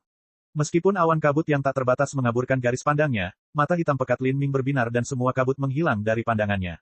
Bahkan gunung dan sungai pun tidak mampu menghalangi pandangannya. Setelah membaca halaman emas secara menyeluruh, perubahan luar biasa terjadi dalam tubuh Lin Ming sekali lagi. Perasaan keilahiannya menjadi lebih tajam dan matanya seperti mata surga, mampu melihat segala kebohongan dan ilusi. Saya mungkin bisa mendapatkan lebih banyak informasi di kota. Melihat melalui pegunungan luas yang tak berujung dan kabut yang tak berujung, dia bisa melihat kota yang ramai di kejauhan. Kota penjaga laut. Ini adalah kota besar yang terletak di dalam Akashic Dream Universe. Lusinan sekte berukuran sedang dan besar berlokasi di dekatnya. Kerumunan orang setiap hari masuk dan keluar seperti air pasang dan arus pedagang dan pelanggan yang terus mengalir. Di Akashic Dream Universe, ada banyak kota seperti Oceanguard City. Seniman bela diri spiritas datang ke sini untuk melatih dan mengasah diri mereka sendiri. Untuk melakukan ini mereka harus menghabiskan sejumlah besar kekuatan jiwa, simbol prasasti, dan segala macam barang lainnya. Banyak pedagang mendirikan toko di dalamnya, menjual berbagai obat-obatan roh dan harta surgawi. Seiring berjalannya waktu, hal ini terakumulasi hingga kawasan ini menjadi kota yang makmur. Hampir semua pengaruh besar, untuk melatih murid berbakat mereka masing-masing, akan membangun benteng di Akashic Dream Universe dan mengembangkan kekuatan mereka di dalamnya. Lin Ming berjalan melewati kerumunan, tampak biasa saja di antara arus orang yang melewati gerbang kota. Di belakang Lin Ming, seorang gadis kecil mengikutinya. Dia mengenakan pakaian sederhana dan terlihat sangat biasa. Ini adalah gadis kecil berpakaian merah yang ditemui Lin Ming di Akashic Dream Battlefield. Sampai sekarang, Lin Ming tidak mengetahui namanya karena dia sendiri sudah melupakannya. Ini jelas merupakan pertama kalinya gadis kecil itu keluar dari Akashic Dream Battlefield, dan saat dia dihadapkan pada semua kegembiraan dan aktivitas di sekitarnya, sedikit ketakutan dan kegembiraan muncul di matanya. Matanya yang besar secara acak melayang ke segala arah saat dia menatap toko-toko dan orang-orang yang berbisnis di sana. Pada saat ini, Lin Ming juga mengubah penampilannya. Dia sekarang tampil sebagai seorang lelaki besar dengan janggut naga panjang, dia tidak tampak manis atau tampan sama sekali. Energi neraka yang samar mengalir dari tubuhnya. Postur tubuhnya tinggi dan lurus serta dia berjalan dengan angkuh, jelas tidak takut dikenali oleh siapapun. Bersamaan dengan itu, perasaan ilahinya mengalir seperti air raksa di sekelilingnya, terus-menerus menyelidiki pergerakan seniman bela diri di sekitarnya. Kekuatan kondisi semua seniman bela diri dalam radius beberapa mil muncul di benak Lin Ming. Budidaya mereka pada dasarnya berada di bawah ranah Raja Dunia. Ketika Lin Ming memilih kota Oceanguard untuk menanyakan berita, salah satu alasan utama dia melakukannya adalah karena kota Oceanguard dan sekitarnya beberapa juta mil tercakup dalam salah satu hukum unik dari Akashic Dream Universe, sehingga tidak ada seniman bela diri, dengan usia kerangka lebih dari 3.000 tahun bisa masuk. Hukum ini setara dengan jimat pelindung Lin Ming. Harus diketahui bahwa bahkan Kaisar Sakya dari Gunung Potala, seorang jenius tiada taraf yang membagi dirinya menjadi 1 miliar avatar dan mengirim mereka untuk berkultivasi di dunia fana dan yang bahkan memiliki harapan untuk menembus alam ketuhanan sejati, masih hanya menjadi seorang Empyrean pada usia 10.000 tahun. Bahkan jika para spirita ingin menemukan seorang jenius yang lebih kuat dari Kaisar Sakya, jumlahnya tidak banyak. Kota Oceanguard ini adalah kota besar dengan campuran ikan dan naga di dalamnya. Ada orang-orang di sini dari semua lapisan masyarakat. Alasan Lin Ming datang ke sini adalah untuk mencari tahu beberapa informasi. Gadis kecil itu tiba-tiba memanggil Lin Ming. Sepertinya itu kamu. Gadis kecil itu menarik tangan Lin Ming dan berbisik kepadanya dengan suara pelan, jari pucatnya menunjuk ke arah tembok kota besar. Di tembok kota ada sebuah batu bergambar besar, dan yang diproyeksikan dari atasnya adalah gambar seorang pemuda. Pemuda ini memiliki rambut hitam dan jelas Lin Ming. Lin Ming mengerutkan kening saat melihat ini. Matanya menyapu area lain di kota dan dia menemukan ada banyak batu gambar serupa, semuanya menunjukkan penampilannya. Dan di bawah batu gambar ini, hadiah telah dipasang. Istana Mata Air Kuning memberikan hadiah atas penangkapan manusia yang dikenal sebagai Lin Mook, atau Polar Ice Lin. Siapapun yang dapat memberikan petunjuk menuju penangkapannya akan mendapatkan 2000 kristal jiwa kelas atas dan 5 pil dewa transenden. Perlombaan roh memberikan hadiah atas penangkapan manusia yang dikenal sebagai Lin Mook, atau Polar Ice Lin. Mencari keberadaannya, hadiahnya adalah 7 obat roh transenden dan 3000 kristal jiwa kelas atas. Melihat semuanya, ada lebih dari 30 bounty yang diposting. Setiap hadiah memiliki banyak hadiah yang terdaftar. Kristal jiwa kelas atas adalah batu ilahi yang dibentuk oleh para Master Spiritas Puncak di Akashic Dream Universe dengan memadatkan kekuatan jiwa paling murni dan menggabungkan sedikit sumber roh dasar di dalamnya. Kristal jiwa ini dapat langsung digunakan untuk berkultivasi. Meskipun efeknya lebih buruk daripada obat-obatan roh, keunggulannya terletak pada kenyataan bahwa kekuatan jiwa yang terkandung di dalamnya secara alami murni sehingga harganya sangat mahal. Pada saat ini, banyak orang mengepung pos karunia Lin Ming. Beberapa orang yang baru saja memasuki kota sedang melihat hadiah ini, mata mereka bersinar. Imbalan yang begitu besar namun mereka hanya mencari manusia. Selain itu, mereka hanya menginginkan petunjuk tentang keberadaannya dan bahkan tidak ada yang perlu menangkapnya. Siapa dia yang begitu berharga? 7 obat roh transenden, 5 pil dewa transenden, sejak kapan obat tingkat Empyrean menjadi begitu murah? Jika kita tidak hanya bisa memberikan tip tapi juga menangkapnya, bukankah kita akan langsung kaya? Beberapa orang bertanya, hampir ngiler. Namun, mereka segera menerima pandangan menghina dari orang lain. Tangkap dia, teruslah bermimpi. Lin Mook ini benar-benar jenius yang mengerikan. Di Akashic Dream Battlefield dia membunuh seorang Empyrean dengan langkah yang sama. Setelah itu, dia mengambil halaman emas dan meninggalkan namanya di tembok Kaisar Dewa. Di medan pertempuran Akashic Dream, sekte saya juga memiliki Raja Dunia yang binasa di tangan Lin Ming, dan untuk membunuh Raja Dunia dengan langkah yang sama, dia hanya perlu menggunakan satu gerakan. Lupakan semua itu, bahkan jika kita bisa mendapatkan halaman emas Lin Mook, itu jauh lebih berharga daripada beberapa pil ilahi yang transenden. Kebanyakan orang yang tidak mengetahui Lin Ming tercengang saat mendengar ini. Saat mereka mempertimbangkan kemampuan mereka sendiri, mereka tahu bahwa itu benar-benar mimpi bagi mereka untuk menangkap Lin Ming. Namun, jika itu hanya memberikan petunjuk lokasinya, kemungkinannya kecil. Bab 1836, Pegunungan Dewa yang Jatuh. Dari kerumunan, suara beberapa orang berisik terus mengalir ke telinga Lin Ming. Lin Ming tidak meremehkan seniman bela diri dunia jiwa, jadi dia ekstra hati-hati. Di kota di mana usia kerangka tidak ada yang melebihi 3000, dikombinasikan dengan teknik kelahiran kembali tubuh, dia tidak percaya bahkan seorang Empyrean pun bisa mengenalinya. Lin Ming percaya bahwa tidak ada seorang pun di sini yang menyadari siapa dia. Dia bergerak ke seluruh kerumunan tanpa menarik perhatian, dengan santai berjalan ke kedalaman kota Oceanguard di mana sebuah pagoda kaca raksasa berbentuk segi 8 berdiri tinggi. Bagian atas pagoda tersembunyi di balik awan, dan energi dingin mengalir darinya, memancarkan kekuatan aneh dan mistis. Di dinding luar pagoda ini, orang dapat melihat cermin harta karun berharga yang memancarkan gelombang cahaya. Rune yang tak terhitung jumlahnya berkilauan, menghujani sekitar pagoda seperti hujan cahaya. Di setiap tingkat pagoda, orang dapat melihat diaken berjaga. Pagoda 8 sisi ini adalah alasan utama Lin Ming datang ke Oceanguard City. Akashic Dream Universe misterius dan luas. Ada peluang keberuntungan yang tak ada habisnya menunggu untuk ditemukan serta bahaya yang tak ada habisnya. Terlebih lagi, berbagai ras datang ke sini untuk berpetualang dan mendapatkan pengalaman. Dengan berbagai pengaruh yang terjalin bersama, hal itu membentuk masyarakat yang kompleks. Informasi khususnya sangatlah penting. Ada beberapa pengaruh besar yang memperdagangkan informasi sebagai jalur hidup mereka dan mereka telah membangun menara 8 sisi ini di banyak kota besar di Akashic Dream Universe. Di satu sisi, ini mirip dengan rahasia surga di Jalan Asura. Perlahan berjalan menuju aula utama pagoda, seorang diaken penjaga menatap Lin Ming tetapi tidak mengatakan sepatah kata pun. Lin Ming tidak berbicara. Dia berjalan ke tingkat pertama pagoda dan mengambil obat roh. Obat roh ini adalah salah satu harta karun yang ditemukan Lin Ming di Gua Jiwa, itu bisa digunakan oleh Raja Dunia untuk menyerang kerajaan Raja Dunia besar dan dihargai oleh banyak orang. Melihat obat roh ini, mata diaken itu berbinar. Obat nomor 2 setelah obat roh ilahi yang transenden. Anda dapat menanyakan informasi apapun di bawah 6 bintang. Jenis informasi apa yang Anda cari? Kitab suci, halaman emas. Lin Ming berkata dengan energi yang kuat, suaranya cocok dengan penampilan luarnya yang kekar. Di Akashic Dream Universe, sebenarnya ada banyak legenda dan informasi mengenai halaman emas. Ingin mengetahui metode untuk mendapatkannya tidaklah sulit, tapi menyelesaikan persyaratan ini adalah masalah yang sama sekali berbeda. Misalnya, di Akashic Dream Battlefield, seseorang harus menukar 1 miliar poin prestasi untuk ditukar dengan halaman emas. Diakon itu terdiam. Kemudian, cahaya lembut keluar dari aula dan menyelimuti Lin Ming. Lin Ming tidak menolak. Bagian informasi yang panjang langsung dituangkan ke dalam pikiran Lin Ming.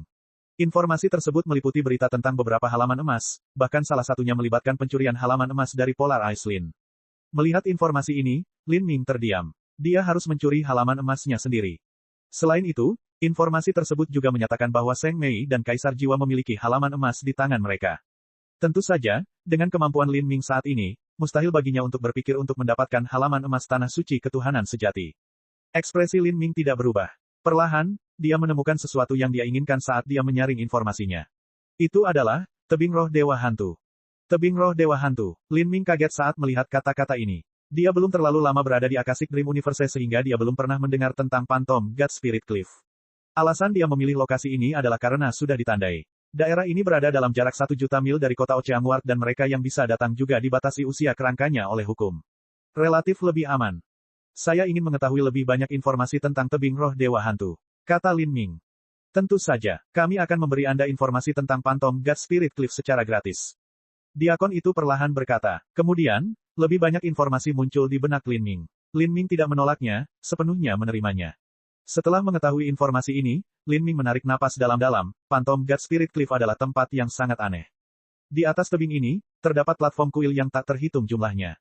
Legenda mengatakan bahwa jika seseorang dapat memperoleh pencerahan pada platform kuil ini maka seseorang dapat memperoleh halaman emas.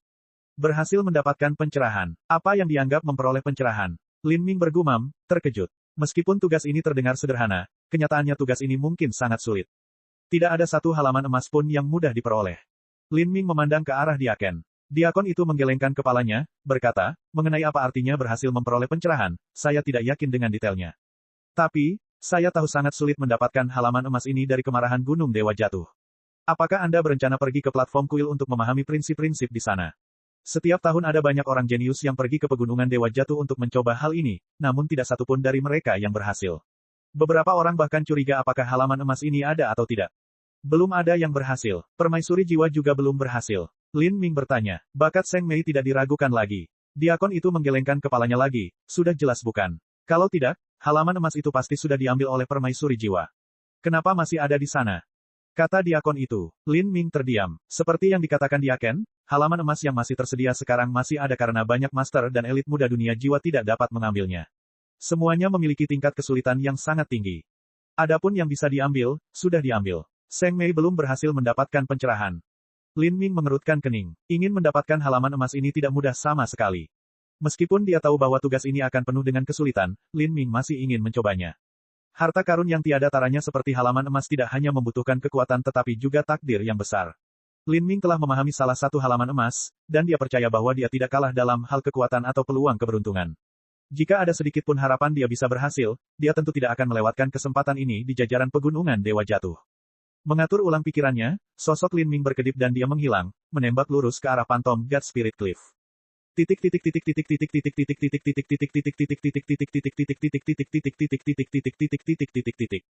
Di cakrawala yang jauh tak berujung, di negeri mistis. Bintang-bintang besar bersinar. Di antara dua bintang yang bersinar, terdapat pegunungan yang sangat luas, begitu luas hingga tampak seperti pilar yang menopang langit. Di tengah pegunungan yang membentang hingga jarak jauh ini, terdapat banyak istana mewah. Setiap istana memancarkan aura misterius dan tak terbatas. Jika ada orang luar yang datang ke sini, mereka akan berteriak ketakutan.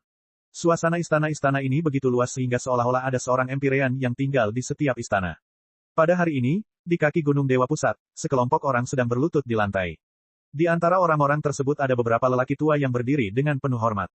Orang-orang tua ini menahan aura mereka ketika mereka berusaha meminimalkan kehadiran mereka. Namun, orang dapat melihat bahwa mereka masing-masing memiliki kekuatan yang sangat dalam. Orang-orang tua ini adalah sesepuh dari ras roh, serta beberapa orang tua yang tidak dikenal. Namun, masing-masing memiliki kekuatan di alam Raja Dunia Agung atau lebih tinggi. Bahkan Chaos Demon God ada dalam kelompok orang ini. Lin Muk, Lin Es Kutub. Sebuah suara tua bergema, tanpa sedikit pun emosi. Chaos Demon God datang untuk menceritakan kejadian di Akashic Dream Battlefield. Mengenai siapa yang dia ceritakan, mereka adalah penguasa pegunungan ilahi ini, Raja Dewa Brahma Agung. Halaman emas yang dimiliki Lin Ming bahkan bisa membangkitkan minat ketuhanan sejati. Oh, Raja Dewa Brahma yang agung, mohon temukan keadilan bagi kami. Lin Muk ini telah mencuri buah kirin dari kami para spirita dan telah membunuh Raja Dunia Agung yang tak terhitung jumlahnya dari bangsaku. Namun, kami masih belum tahu di mana Lin Muk berada sekarang. Saya mohon kepada Raja Dewa Brahma Agung untuk menghujani kami dengan kemuliaan ilahi Anda sehingga kami dapat menemukan pencuri manusia ini. Ini adalah pakaian yang pernah dipakai oleh pencuri manusia kecil dan memiliki sisa-sisa auranya. Suara gemuruh bergema di pegunungan sejauh puluhan juta mil, menyebabkan tanah berguncang. Sepotong pakaian berkibar ke atas, melayang menuju kedalaman pegunungan yang tak berujung. Pakaian ini adalah sesuatu yang pernah dipakai Lin Ming di Istana Zenith ketika dia berganti pakaian di sana. Setelah jangka waktu yang lama, gunung ilahi memancarkan cahaya yang menyilaukan. Setiap sinar cahaya seakan membentang hingga jarak tak berujung, menerangi kekosongan ruang. Sebuah suara kuno bergema, seolah-olah dipenuhi dengan tahun-tahun yang tak ada habisnya. Setiap suku kata sepertinya memadatkan rune di kehampaan dan terdengar seperti petir di telinga. Ini adalah perintah yang hanya bisa dipatuhi, batas transenden dari berbicara dengan suara Dao Agung. Cahaya tak berujung, bersinar jauh tanpa henti. Menurut 33 surga. Mendengar suara ini, semua orang tidak bisa menahan kegembiraan mereka. Raja Dewa Brahma Agung menggunakan teknik transendennya. Dia bisa mencari keberadaan siapapun di dunia jiwa tanpa batas hanya dengan sedikit aura mereka. Titik. Angin menderu-deru. Lin Ming menyeberangi sungai dan puncak gunung, akhirnya tiba di tanah yang suram dan kosong. Puncak gunung tempat dia berdiri sekarang dipenuhi dengan bebatuan aneh dan berbentuk aneh. Angin dingin bersiul di udara, bertiup tanpa henti dari samping. Banyak gunung terbentang di depannya, dan di depannya ada jurang maut. Di sini, semuanya kosong, tanpa sedikit pun kehidupan. Satu-satunya warna di sini hanyalah warna tanah coklat tua dan bebatuan abu-abu yang menyedihkan. Dan di cakrawala yang jauh, Lin Ming bisa melihat pegunungan yang aneh. Seluruh pegunungan berkilauan dengan cahaya redup seperti bintang. Lin Ming memiliki penglihatan yang tajam. Dia bisa melihat bahwa setiap titik cahaya bintang sebenarnya adalah platform kuil. Setiap platform kuil memancarkan kekuatan spiritual mistis. Pikiran Lin Ming bergerak. Dalam sekejap, dia segera sampai di puncak gunung terdekat. Tempat ini adalah pegunungan Dewa Jatuh. Lin Ming tidak perlu melihat melalui slip giok yang disediakan pagoda untuk mengetahui bahwa dia telah menemukan jajaran pegunungan Dewa Jatuh. Karena banyak aura kuat yang menyambutnya. Ini adalah aura para elit dan master muda yang tiada taranya. Di dalam pegunungan Dewa Jatuh, ada halaman emas yang terkubur di sini. Selama seseorang berhasil memahami prinsip-prinsipnya, mereka dapat menghilangkannya. Ada banyak sekali orang yang ingin mencoba peruntungannya. Dan karena hukum membatasi usia kerangka, tidak ada seniman bela diri yang berusia di atas 3000 tahun yang boleh datang ke sini. Jadi, ini adalah negeri tempat berkumpulnya para jenius muda. Setiap pengaruh besar akan mengirim murid-murid generasi mereka yang tiada taranya ke sini untuk mencoba memahami prinsip-prinsip tersebut. Pada saat ini, ketika Lin Ming melihat ke tebing terdekat, dia bisa melihat ribuan orang telah berkumpul. Jurang hitam pekat membentang di depan pegunungan ini, tepat di bawah tebing gunung. Di tepi tebing terdapat platform kuil yang tak terhitung banyaknya, dan orang dapat melihat banyak orang duduk di atasnya. Tubuh mereka diselimuti energi spiritual saat mereka memejamkan mata dalam meditasi. Jauh di dalam jurang, orang masih bisa melihat sosok samar-samar orang. Bab 1837, Batu Kehidupan Giok. Ada banyak elit di sini. Lin Ming berdiri di tebing, menyapu perasaan ilahi di sekelilingnya. Dia menemukan bahwa ada banyak jenius tingkat puncak keturunan Empyrean. Baik dari segi ukuran atau jumlah master, dunia jiwa jauh melampaui alam ilahi. Dengan demikian, mereka juga secara alami memiliki kejeniusan yang jauh lebih banyak daripada manusia. Dengan begitu banyak elit berkumpul, ini adalah pemandangan yang benar-benar luar biasa. Bahkan ada orang yang tinggal di sini selama belasan tahun atau puluhan tahun. Bahkan ada orang yang dengan santai mampir untuk bercocok tanam di pegunungan Dewa Jatuh. Namun, berkultivasi di pegunungan Dewa Jatuh belum tentu merupakan pilihan paling bijak. Ini karena hukum di sini sangat mudah berubah, dan tanpa tingkat persepsi yang sangat tinggi, mustahil untuk memahami hukum ini. Spiritusnya sungguh hebat. Mereka mungkin bahkan lebih kuat dari para Sein. Lin Ming tidak bisa tidak mengakui bahwa perbedaan kekuatan antara manusia dan spiritas lebih besar dari yang dia bayangkan. Lin Ming sangat yakin bahwa alasan spirita dapat berkembang hingga skala seperti itu terkait dengan keberadaan Akashic Dream Universe. Ini adalah negeri dengan kekayaan, warisan, dan harta terpendam lainnya yang tak terbayangkan. Alam ilahi tidak punya apapun yang bisa mereka bandingkan dengan ini. Namun karena alasan tertentu, para Sein enggan untuk membandingkannya dengan para spiritas. Jadi, keuntungan apa yang dimiliki orang-orang kudus? Bagi Lin Ming, kekuatan besar tidak datang tanpa alasan, dan kemunduran juga tidak datang tanpa alasan. Orang-orang kudus telah berdiri tegak dalam waktu yang lama dan masih tetap mulia, pasti ada alasan untuk ini. Astaga, astaga, astaga, dari bawah tebing, di jurang yang gelap gulita, orang-orang terus-menerus terbang keluar. Mereka yang terbang semuanya memiliki ekspresi sedih dan tampak sangat lelah. Mereka memiliki pelayan yang menunggu mereka di atas tebing, semuanya berlari ke depan untuk menyambut tuan mereka. Itu adalah wakil ketua Aula Naga Darah. Di masa lalu, dia adalah salah satu putra surga yang paling bangga di Daydream Skyward. Usia kerangkanya hanya lebih dari 1200 tahun. Aku ingin tahu apakah dia berhasil memahami pencerahan apapun di bawah tebing roh Dewa Hantu. Seseorang berkata ketika mereka menemukan karakter top ini. Meskipun ada batasan usia kerangka 3000 tahun di sini, dalam praktiknya, sebagian besar mereka yang berusia sekitar 1000 tahun datang ke sini untuk mencoba mencapai pencerahan. Para jenius tak tertandingi berusia tahun 2000 sampai 3000 tahun telah datang ke platform kuil berkali-kali di masa lalu dan tidak ingin membuang waktu lagi di sini. Bagaimanapun, Pegunungan Dewa Jatuh memiliki lingkungan budidaya yang sangat buruk. Bukankah itu Tuan Muda Wanyan dari kuil Matahari Emas? Dia juga salah satu jenius terhebat di generasinya di kuil Matahari Emas.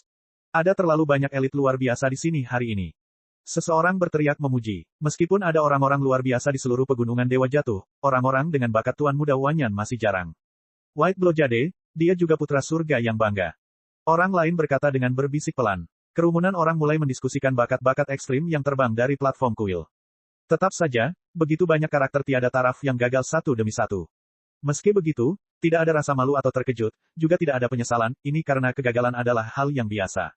Faktanya, tidak peduli betapa hebatnya reputasi seseorang atau betapa bakatnya dilebih-lebihkan dan dilebih-lebihkan, tidak ada seorang pun yang percaya bahwa seseorang benar-benar dapat memperoleh pencerahan di platform kuil. Itu sungguh mustahil. Bahkan permaisuri jiwa Seng Mei terpaksa menyerah. Jika orang lain bisa sukses sedangkan dia gagal, bukankah itu hanya lelucon?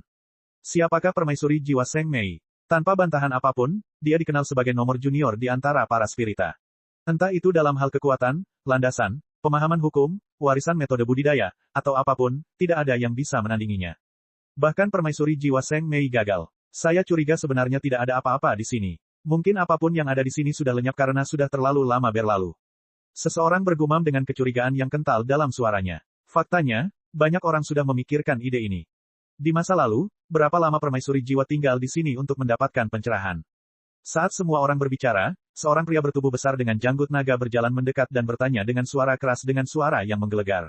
Orang besar ini adalah Lin Ming. Karena dia menggunakan teknik kelahiran kembali tubuh untuk menciptakan ilusi lautan spiritual seorang seniman bela diri spiritas, tidak ada yang bisa merasakan bahwa dia adalah manusia.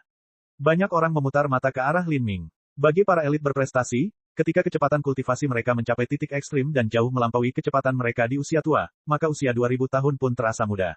Adapun Lin Ming, dia benar-benar tidak layak untuk dilirik kedua kali. Jika dia berada di dunia fana, kebanyakan orang akan mengira dia adalah penipu yang menjual daging babi di jalan. Orang seperti ini juga datang ke Pegunungan Dewa Jatuh untuk ikut bersenang-senang. Saya harus mengatakan paman tua, Anda tidak boleh datang ke tempat ini untuk bermain-main. Pegunungan Dewa Jatuh ini sudah ramai. Tidak ada yang bisa melihat usia kerangka Lin Ming, efek dari teknik kelahiran kembali tubuh terlalu realistis. Saya hanya melihat sekeliling dengan santai. Saya bertanya-tanya berapa lama yang dihabiskan permaisuri jiwa untuk mencoba mendapatkan pencerahan di sini di masa lalu. Lin Ming bertanya sekali lagi. Ini adalah poin penting baginya. Jika Seng Mei menghabiskan waktu singkat di sini maka Lin Ming memiliki harapan untuk berhasil. Tetapi jika Seng Mei menghabiskan 8 atau 10 tahun di sini tanpa hasil apapun, maka segalanya menjadi lebih merepotkan. Dia tidak punya banyak waktu untuk disia-siakan di sini. Banyak orang tidak yakin mengapa Lin Ming menanyakan pertanyaan yang dia lakukan.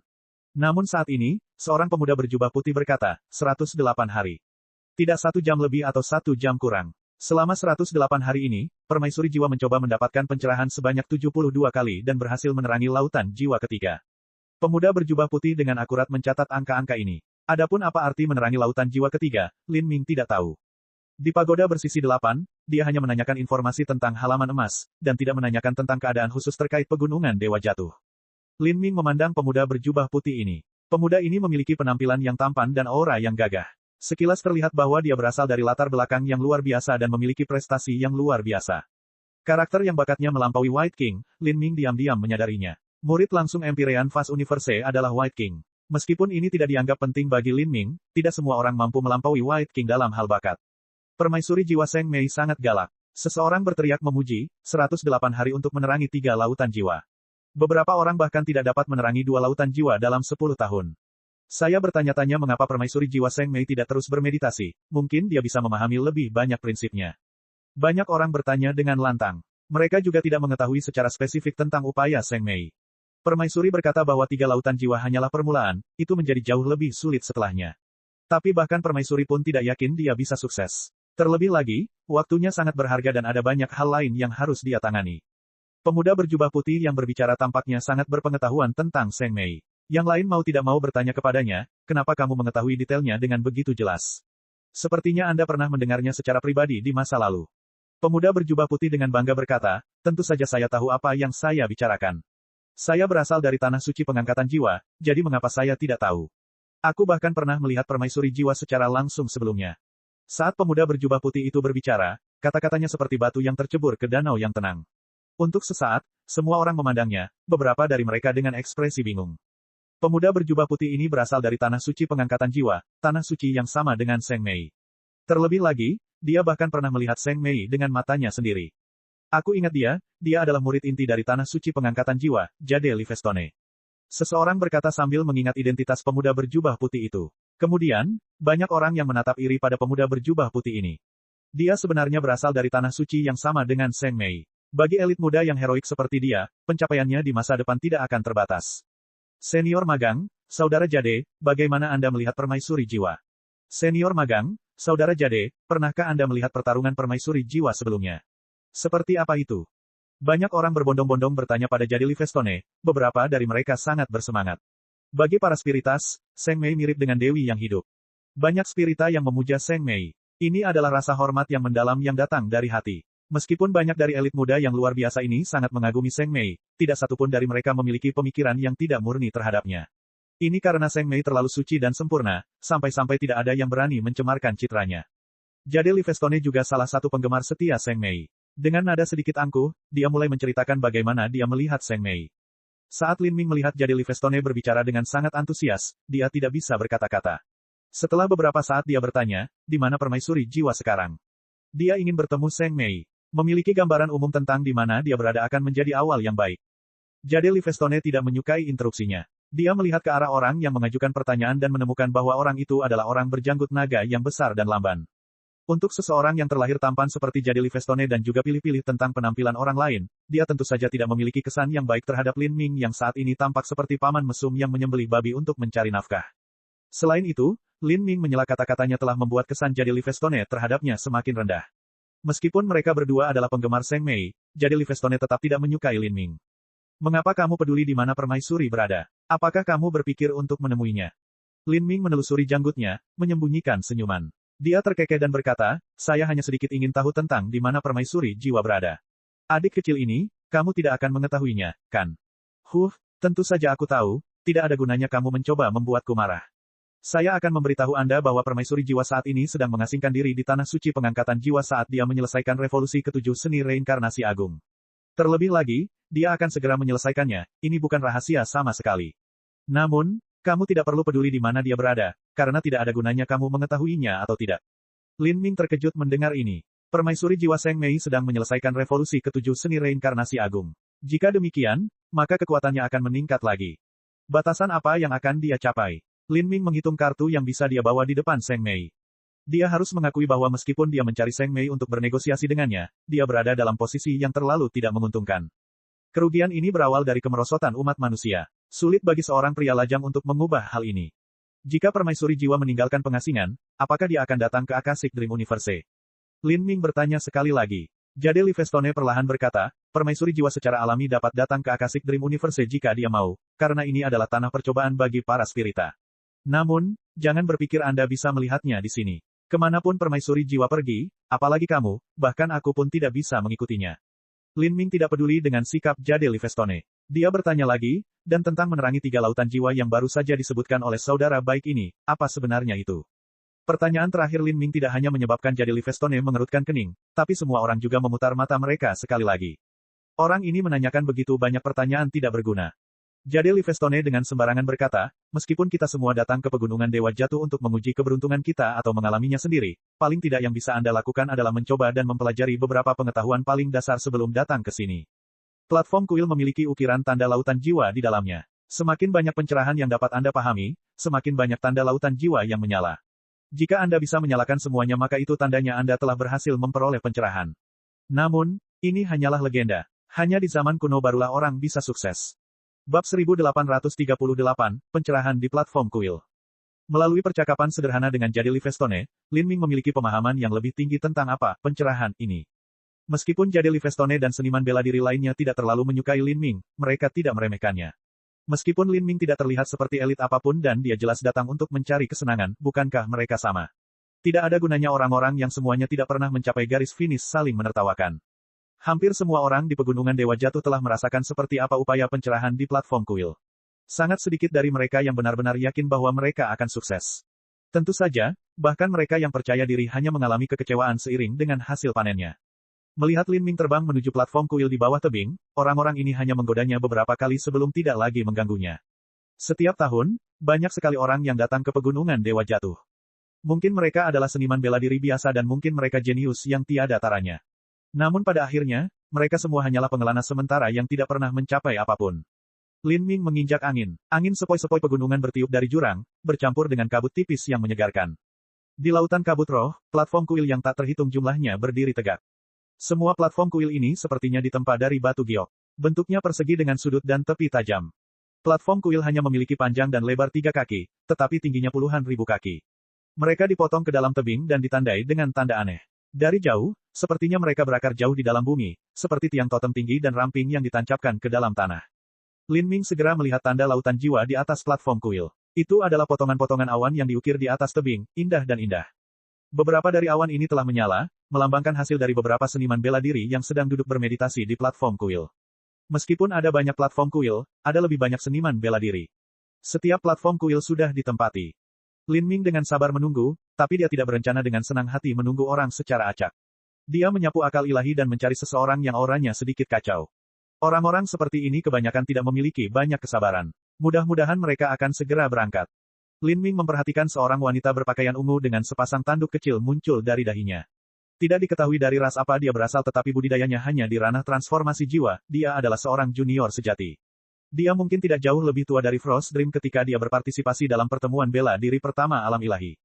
Dia jelas-jelas menarik kekuatan jiwanya secara berlebihan saat mencoba memahami prinsip-prinsip di atas platform kuil dan tiba-tiba didorong menjauh.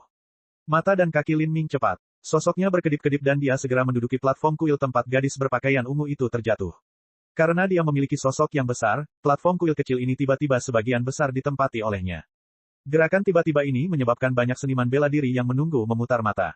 Anda, gadis berpakaian ungu memandang Lin Ming. Dia melihat seorang lelaki berjanggut naga yang terlalu tinggi dan besar tiba-tiba bergegas ke kursi yang masih hangat karena panas tubuhnya, dan wajahnya memerah karena marah.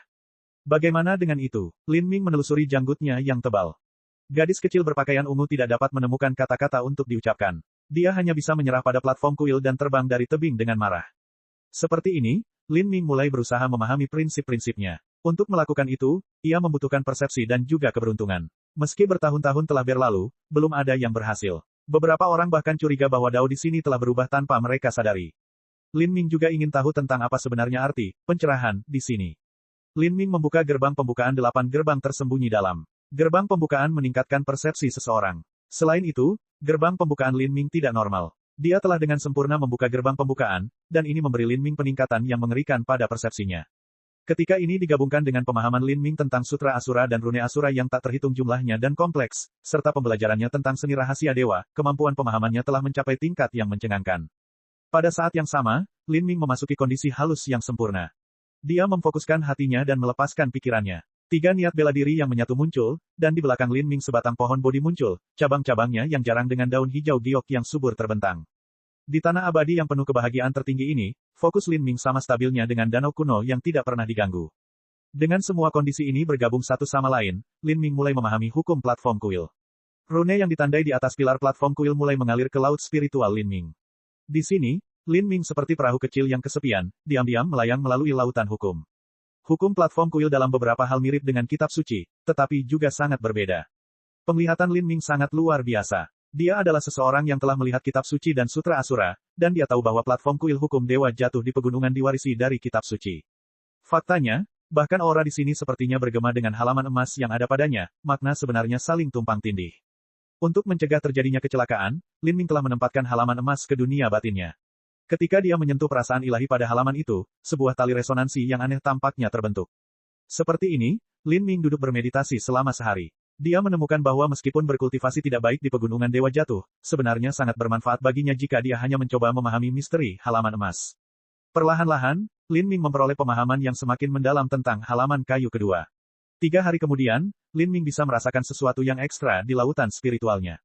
Karena itu, ada perubahan pada lautan spiritualnya, dan dengan suara retakan ringan, salah satu ukiran awan di platform kuil Lin Ming menyala dengan cahaya yang berkilauan. Ini adalah tanda lautan jiwa dari platform kuil. Sekarang, sudah dinyalakan oleh Lin Ming. Seseorang membuat kemajuan. Sangat terang juga, kamu jarang melihatnya. Di Pegunungan Dewa Jatuh, banyak sekali orang yang memahami prinsip-prinsip ini setiap tahunnya, jadi menerangi tanda lautan jiwa tidaklah berarti sama sekali. Tapi tanda lautan jiwa memancarkan cahaya yang menyilaukan setelah menyala, itu sebenarnya sangat jarang. Semakin terang cahayanya, semakin banyak seniman bela diri memahami prinsip-prinsipnya. Ini juga berarti potensi mereka lebih besar. Pada saat ini, meskipun Lin Ming hanya menyalakan tanda lautan jiwa pertama, itu masih lebih bersinar daripada orang-orang yang telah menyalakan 3 atau 4 tanda lautan jiwa. Siapa yang begitu galak? Banyak orang melihat platform kuil Lin Ming. Ketika mereka menyadari siapa dia, corak aneh muncul di wajah mereka. Itu sebenarnya dia. Jade Livestone dari Tanah Suci Pengangkatan Jiwa juga telah mencoba pencerahan di platform kuil. Saat dia melihat Lin Ming dan penampilannya, wajahnya berubah seolah dia baru saja memakan lalat. Jika itu orang lain, dia tidak akan menganggapnya aneh. Tapi, kenapa itu dia? Orang ini jelas tidak terlihat luar biasa sama sekali, dia juga tidak muda, jadi bagaimana orang ini bisa memiliki persepsi yang begitu tinggi? Ini hanya lelucon. Jade Livestone melihat platform kuil Lin Ming yang hampir seluruhnya tertutup oleh pantat besar Lin Ming. Dia melihat tanda lautan jiwa yang sangat bersinar dan membandingkannya dengan 3 tanda lautan jiwanya yang berkilauan. Saat itu, Jade Livestone merasa seolah-olah 10.000 burung gagak terbang di atas kepalanya. Bagaimana ini mungkin? Orang ini sepertinya dia seharusnya menjual daging babi di pinggir jalan, jadi bagaimana dia bisa lebih baik dariku? Sebelum ini, dia bahkan bertanya padaku apa artinya menerangi 3 tanda lautan jiwa dan sepertinya ini adalah pertama kalinya dia datang ke Pegunungan Dewa Jatuh. Apakah itu semua hanya akting?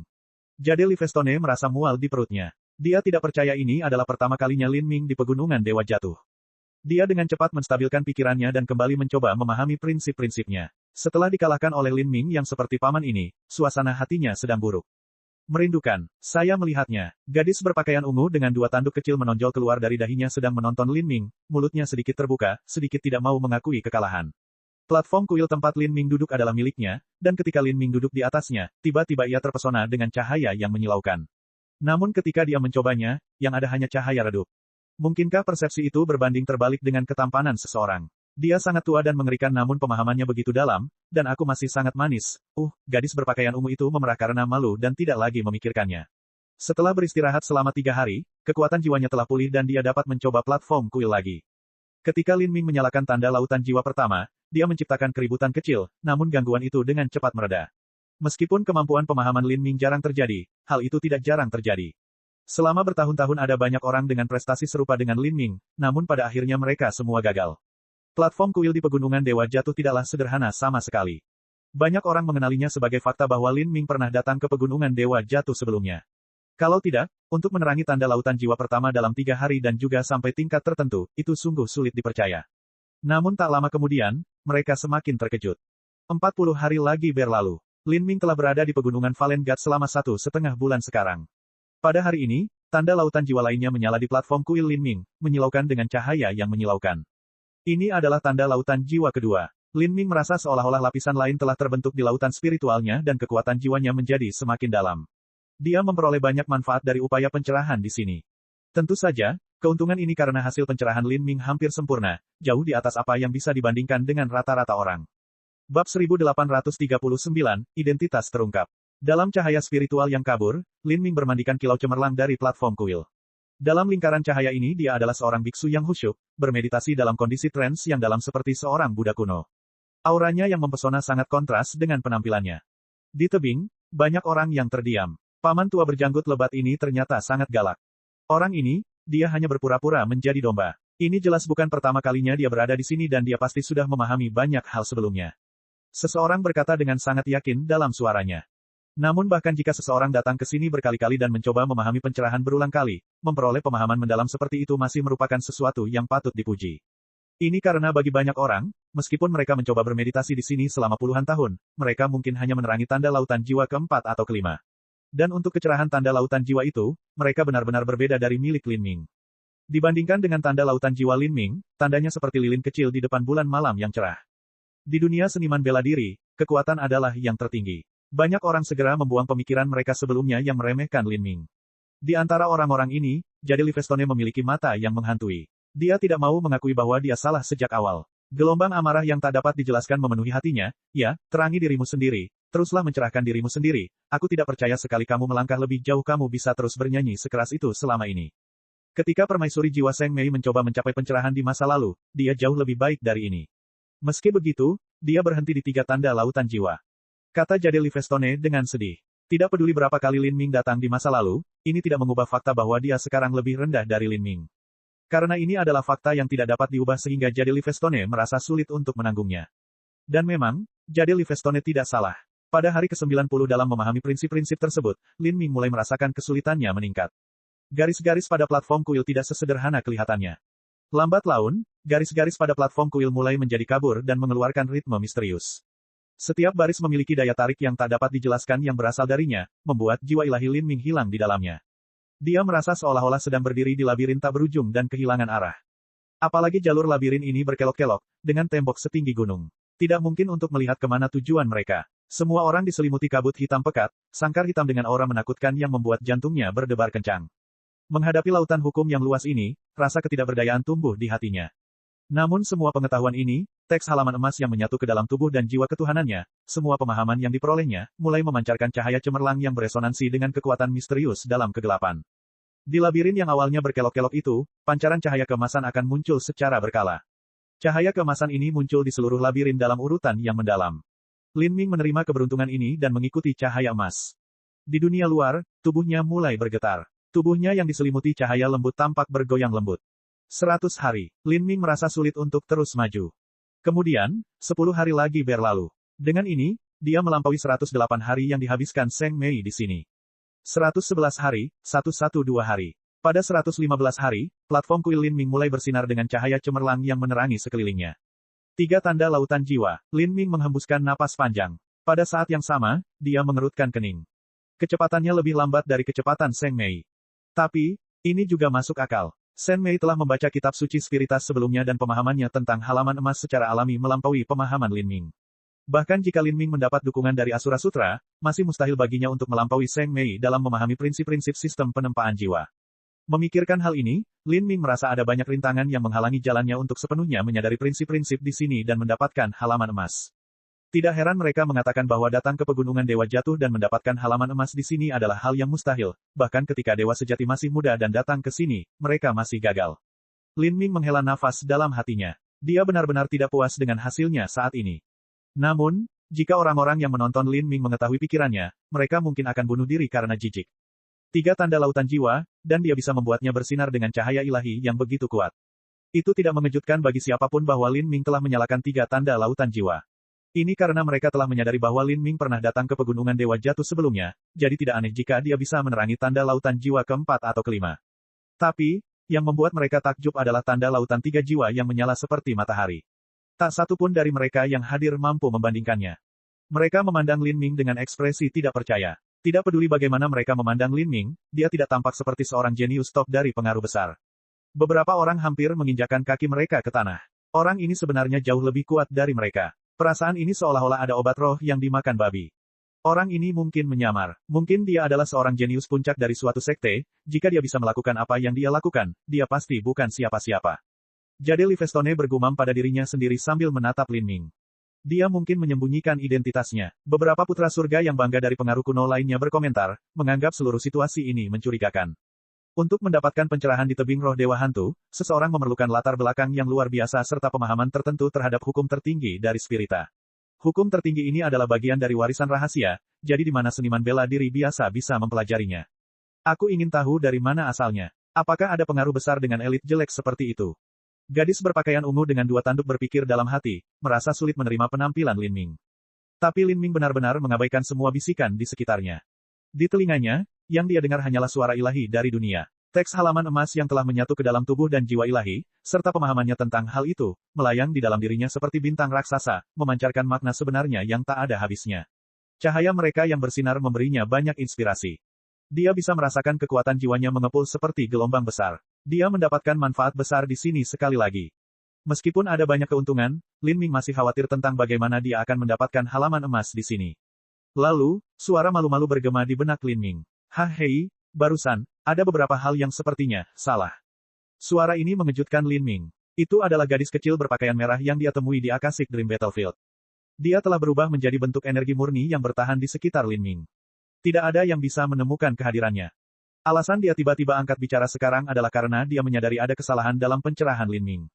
Ini mengejutkan Lin Ming. 3 tanda lautan jiwanya telah bersinar begitu cemerlang, tapi dia sebenarnya salah dalam pendekatannya. Di mana kesalahanku? Lin Ming dengan cepat bertanya dengan transmisi suara. Dia tahu bahwa gadis kecil berpakaian merah itu tidak biasa, tapi dia tidak berpikir gadis itu akan mampu memahami prinsip-prinsip mendalam dan rumit dari hukum platform kuil. Tapi sebelum gadis kecil berpakaian merah itu menjawab, langit tiba-tiba berubah warna. Fluktuasi energi yang mengerikan mulai muncul dari segala arah. Lin Ming terkejut. Dia melihat ke atas ke langit. Apa yang baru saja terjadi? Gemuruh-gemuruh-gemuruh. Udara bergetar, seolah-olah ada guntur yang terjadi. Awan gelap terbentuk, menutupi langit. Perubahan mendadak ini membuat semua orang panik. Mereka semua melihat ke atas, tidak yakin apa yang terjadi. Dan pada saat ini, dengan suara robekan yang keras, pedang suci sepertinya menembus langit. Awan kelabu di atas tebing roh dewa hantu terkoyak dengan keras. Cahaya berkabut menyatu menjadi lautan cahaya yang bersinar, yang muncul tanpa indikasi apapun. Cahaya ini menenggelamkan langit. Itu ada di mana-mana, meliputi setiap orang di sana. Setiap pancaran cahaya seolah berasal dari ketiadaan zaman dahulu kala, seakan menerangi seluruh hati mereka. Aura yang luas menyebar keluar, membuat hati semua orang bergetar. Di bawah cahaya yang bersinar ini, semua seniman bela diri di Phantom God Spirit Cliff ketakutan. Di bawah cahaya ini mereka merasa benar-benar tidak berdaya, hampir diliputi keinginan untuk bersujud di tanah untuk beribadah. Cahaya tanpa akhir, kehidupan tanpa akhir, menerangi 33 surga. Dari surga, setelah lautan cahaya muncul, suara kuno yang dalam dan tak terbatas mengikuti setelahnya. Saat suara ini muncul, titik cahaya yang tak terhitung jumlahnya terbentuk di udara, terus-menerus berkeliaran di sekitar orang yang hadir. Raja Dewa Brahma yang agung. Itu adalah nenek moyang lama. Perasaan ketuhanan leluhur. Kenapa bisa ada di sini? Beberapa dari kebanggaan surga terpilih di sini pernah menemani tuan mereka yang terhormat ke gunung ilahi sebelumnya, atau bahkan berasal dari pengaruh di sana. Sekarang, orang-orang ini merasakan ketakutan di hati mereka. Mereka berlutut. Apa? Perasaan ini berasal dari Raja Dewa Brahma Agung. Raja Dewa Brahma yang agung, inilah arti dari Raja Dewa. Di atas tebing, masih ada beberapa orang di platform kuil yang belum mengetahui dari mana asal-muasal cahaya mistis tersebut. Setelah mengetahuinya, mereka berlutut, dengan tulus membungkuk. Raja Dewa Brahmik Agung adalah salah satu pusat kekuatan tertinggi di dunia jiwa. Dia layak disembah mereka. Raja Dewa, Lin Ming bingung. Apa itu Raja Dewa? Keilahian sejati. Lin Ming tidak ingin mempercayai ini, tapi bahkan jika keberadaan ini bukan keilahian sejati, gelar Raja Dewa tidak akan diberikan kepada siapapun di bawah seorang Empyrean. Dan dari tanggapan para elit yang hadir, orang ini kemungkinan besar adalah dewa sejati. Bahkan seorang Empyrean tidak bisa mengeluarkan reaksi seperti itu. Di Akashic Dream Battlefield, setelah Empyrean Myriad Ghost dan Chaos Demon God muncul, meskipun para elit muda yang hadir takut pada mereka, mereka tidak semuanya berlutut. Keilahian sejati mampu menyerap perasaan ilahi mereka ke dalam jajaran pegunungan dewa jatuh, bagaimana ini mungkin? Keilahian sejati sangat kuat sampai tingkat ini. Meskipun tubuh utama mereka tidak bisa memasuki pegunungan dewa jatuh, mereka masih bisa menutupi area ini dengan akal sehat mereka. Bahkan mempengaruhi area ini. Sebuah firasat muncul di hati Lin Ming.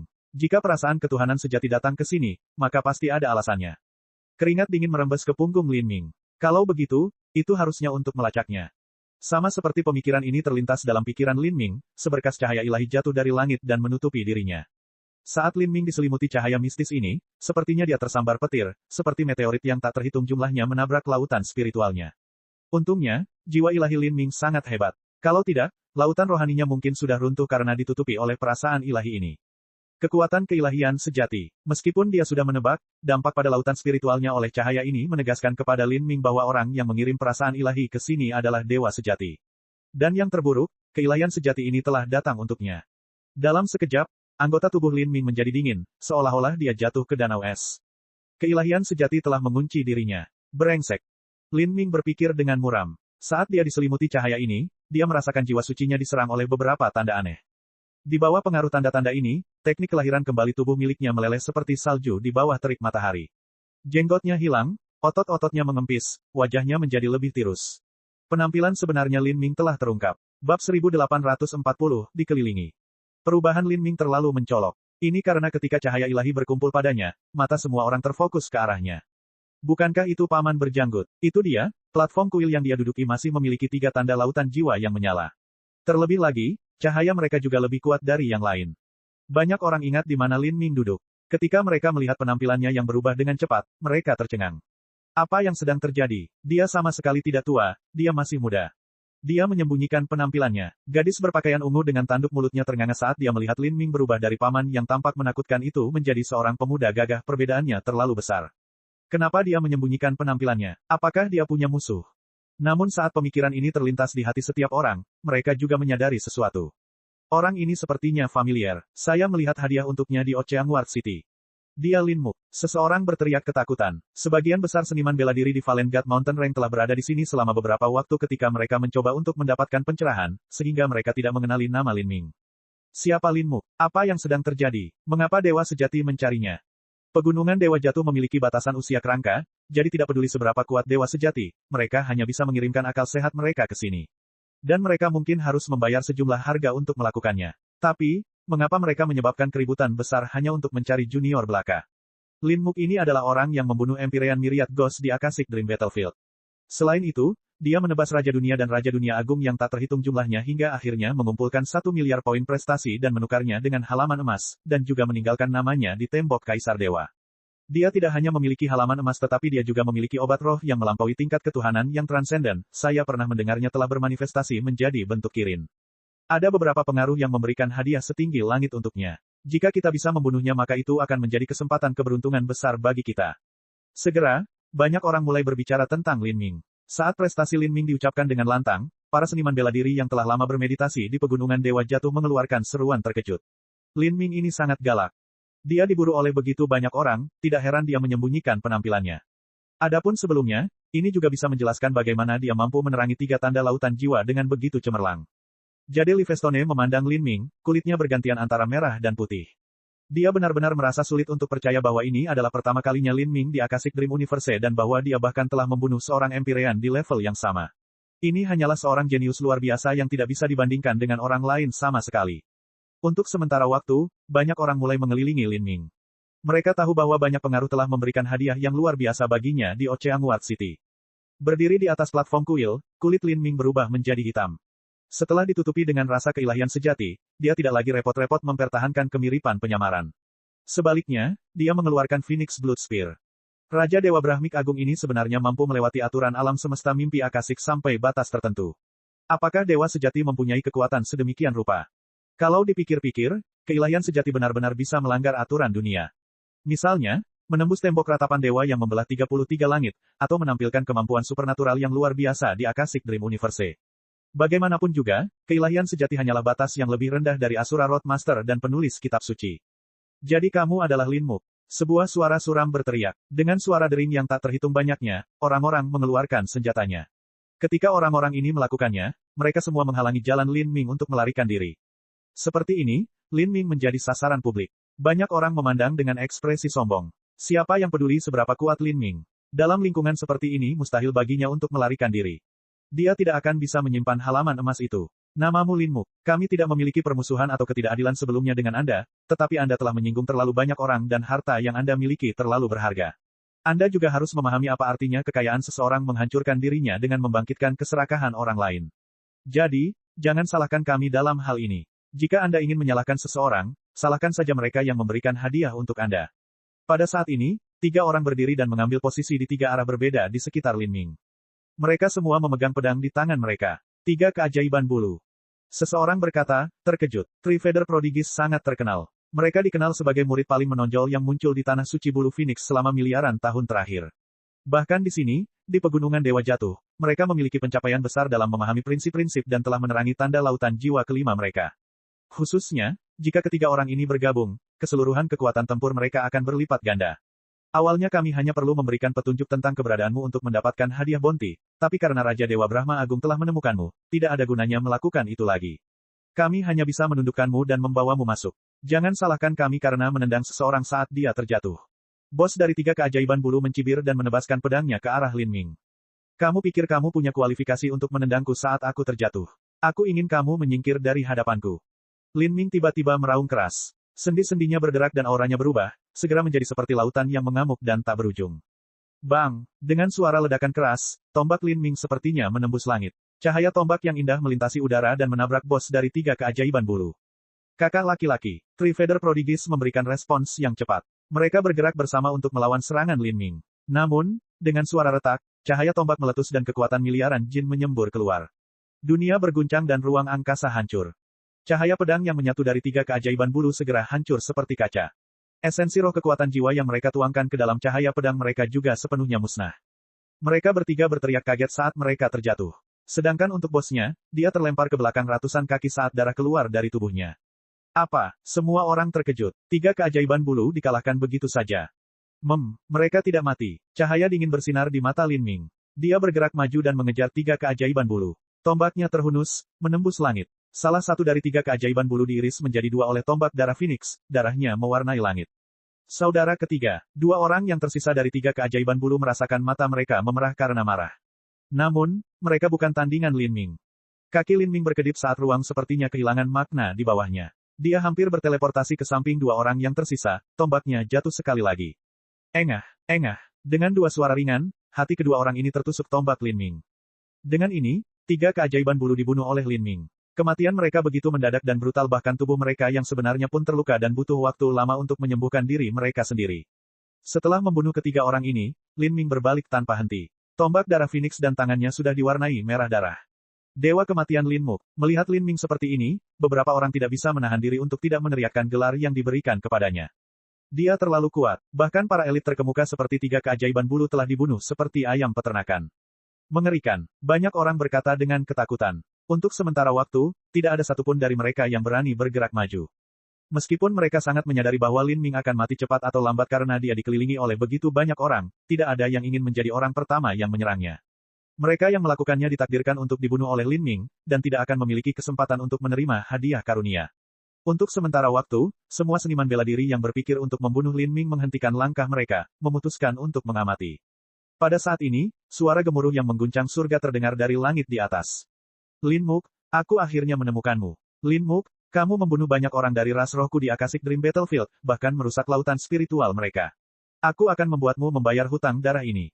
Lin Muk, di Akashic Dream Battlefield batasku ditekan jadi aku dibunuh olehmu, tapi sekarang ini adalah pertarungan yang adil di Akashic Dream Universe. Aku akan membunuhmu dan membalas dendam. Raungan dan raungan meluap dari langit. Lin Ming terkejut. Dia merasakan beberapa aura kuat yang datang dengan cepat. Mendongak, dia melihat beberapa bayangan di tengah lautan cahaya cemerlang. Orang-orang ini diutus dari pengaruh yang menjadi musuhnya. Awalnya mereka tidak terlalu jauh dari pegunungan Dewa Jatuh, dan setelah mendapatkan berita itu mereka segera bergegas ke sini menggunakan susunan transmisi. Di antara orang-orang ini, Lin Ming bahkan melihat Raja Berangan Ungu. Di Akashic Dream Battlefield ketika Lin Ming mengalahkan Purple Chestnut King, dia tidak membutuhkan usaha sama sekali. Namun pada saat itu, budidaya Raja Berangan Ungu juga telah ditekan. Sekarang, dia masuk kembali ke Akashic Dream Universe sehingga dia bisa membunuh Lin Ming dalam situasi di mana batas budidayanya tidak ditekan dan menghapus aibnya sebelumnya. Kalian semua, bahkan berhasil membuat gerakan True Divinity. Mata Lin Ming meledak dengan cahaya mematikan. Dia tidak pernah membayangkan dia akan terjebak dalam situasi di mana keberadaannya akan ditemukan oleh orang lain. Sepertinya dia benar-benar meremehkan para pahlawan dunia jiwa, dan sepenuhnya salah memahami kekuatan dewa sejati. Cek. Rakan-rakan kultivator sekalian, sebelum retret, sila terus berkultivasi untuk jurus subscribe, like, share dan komentar agar Sekte Novel Sadim terus berkembang pesat.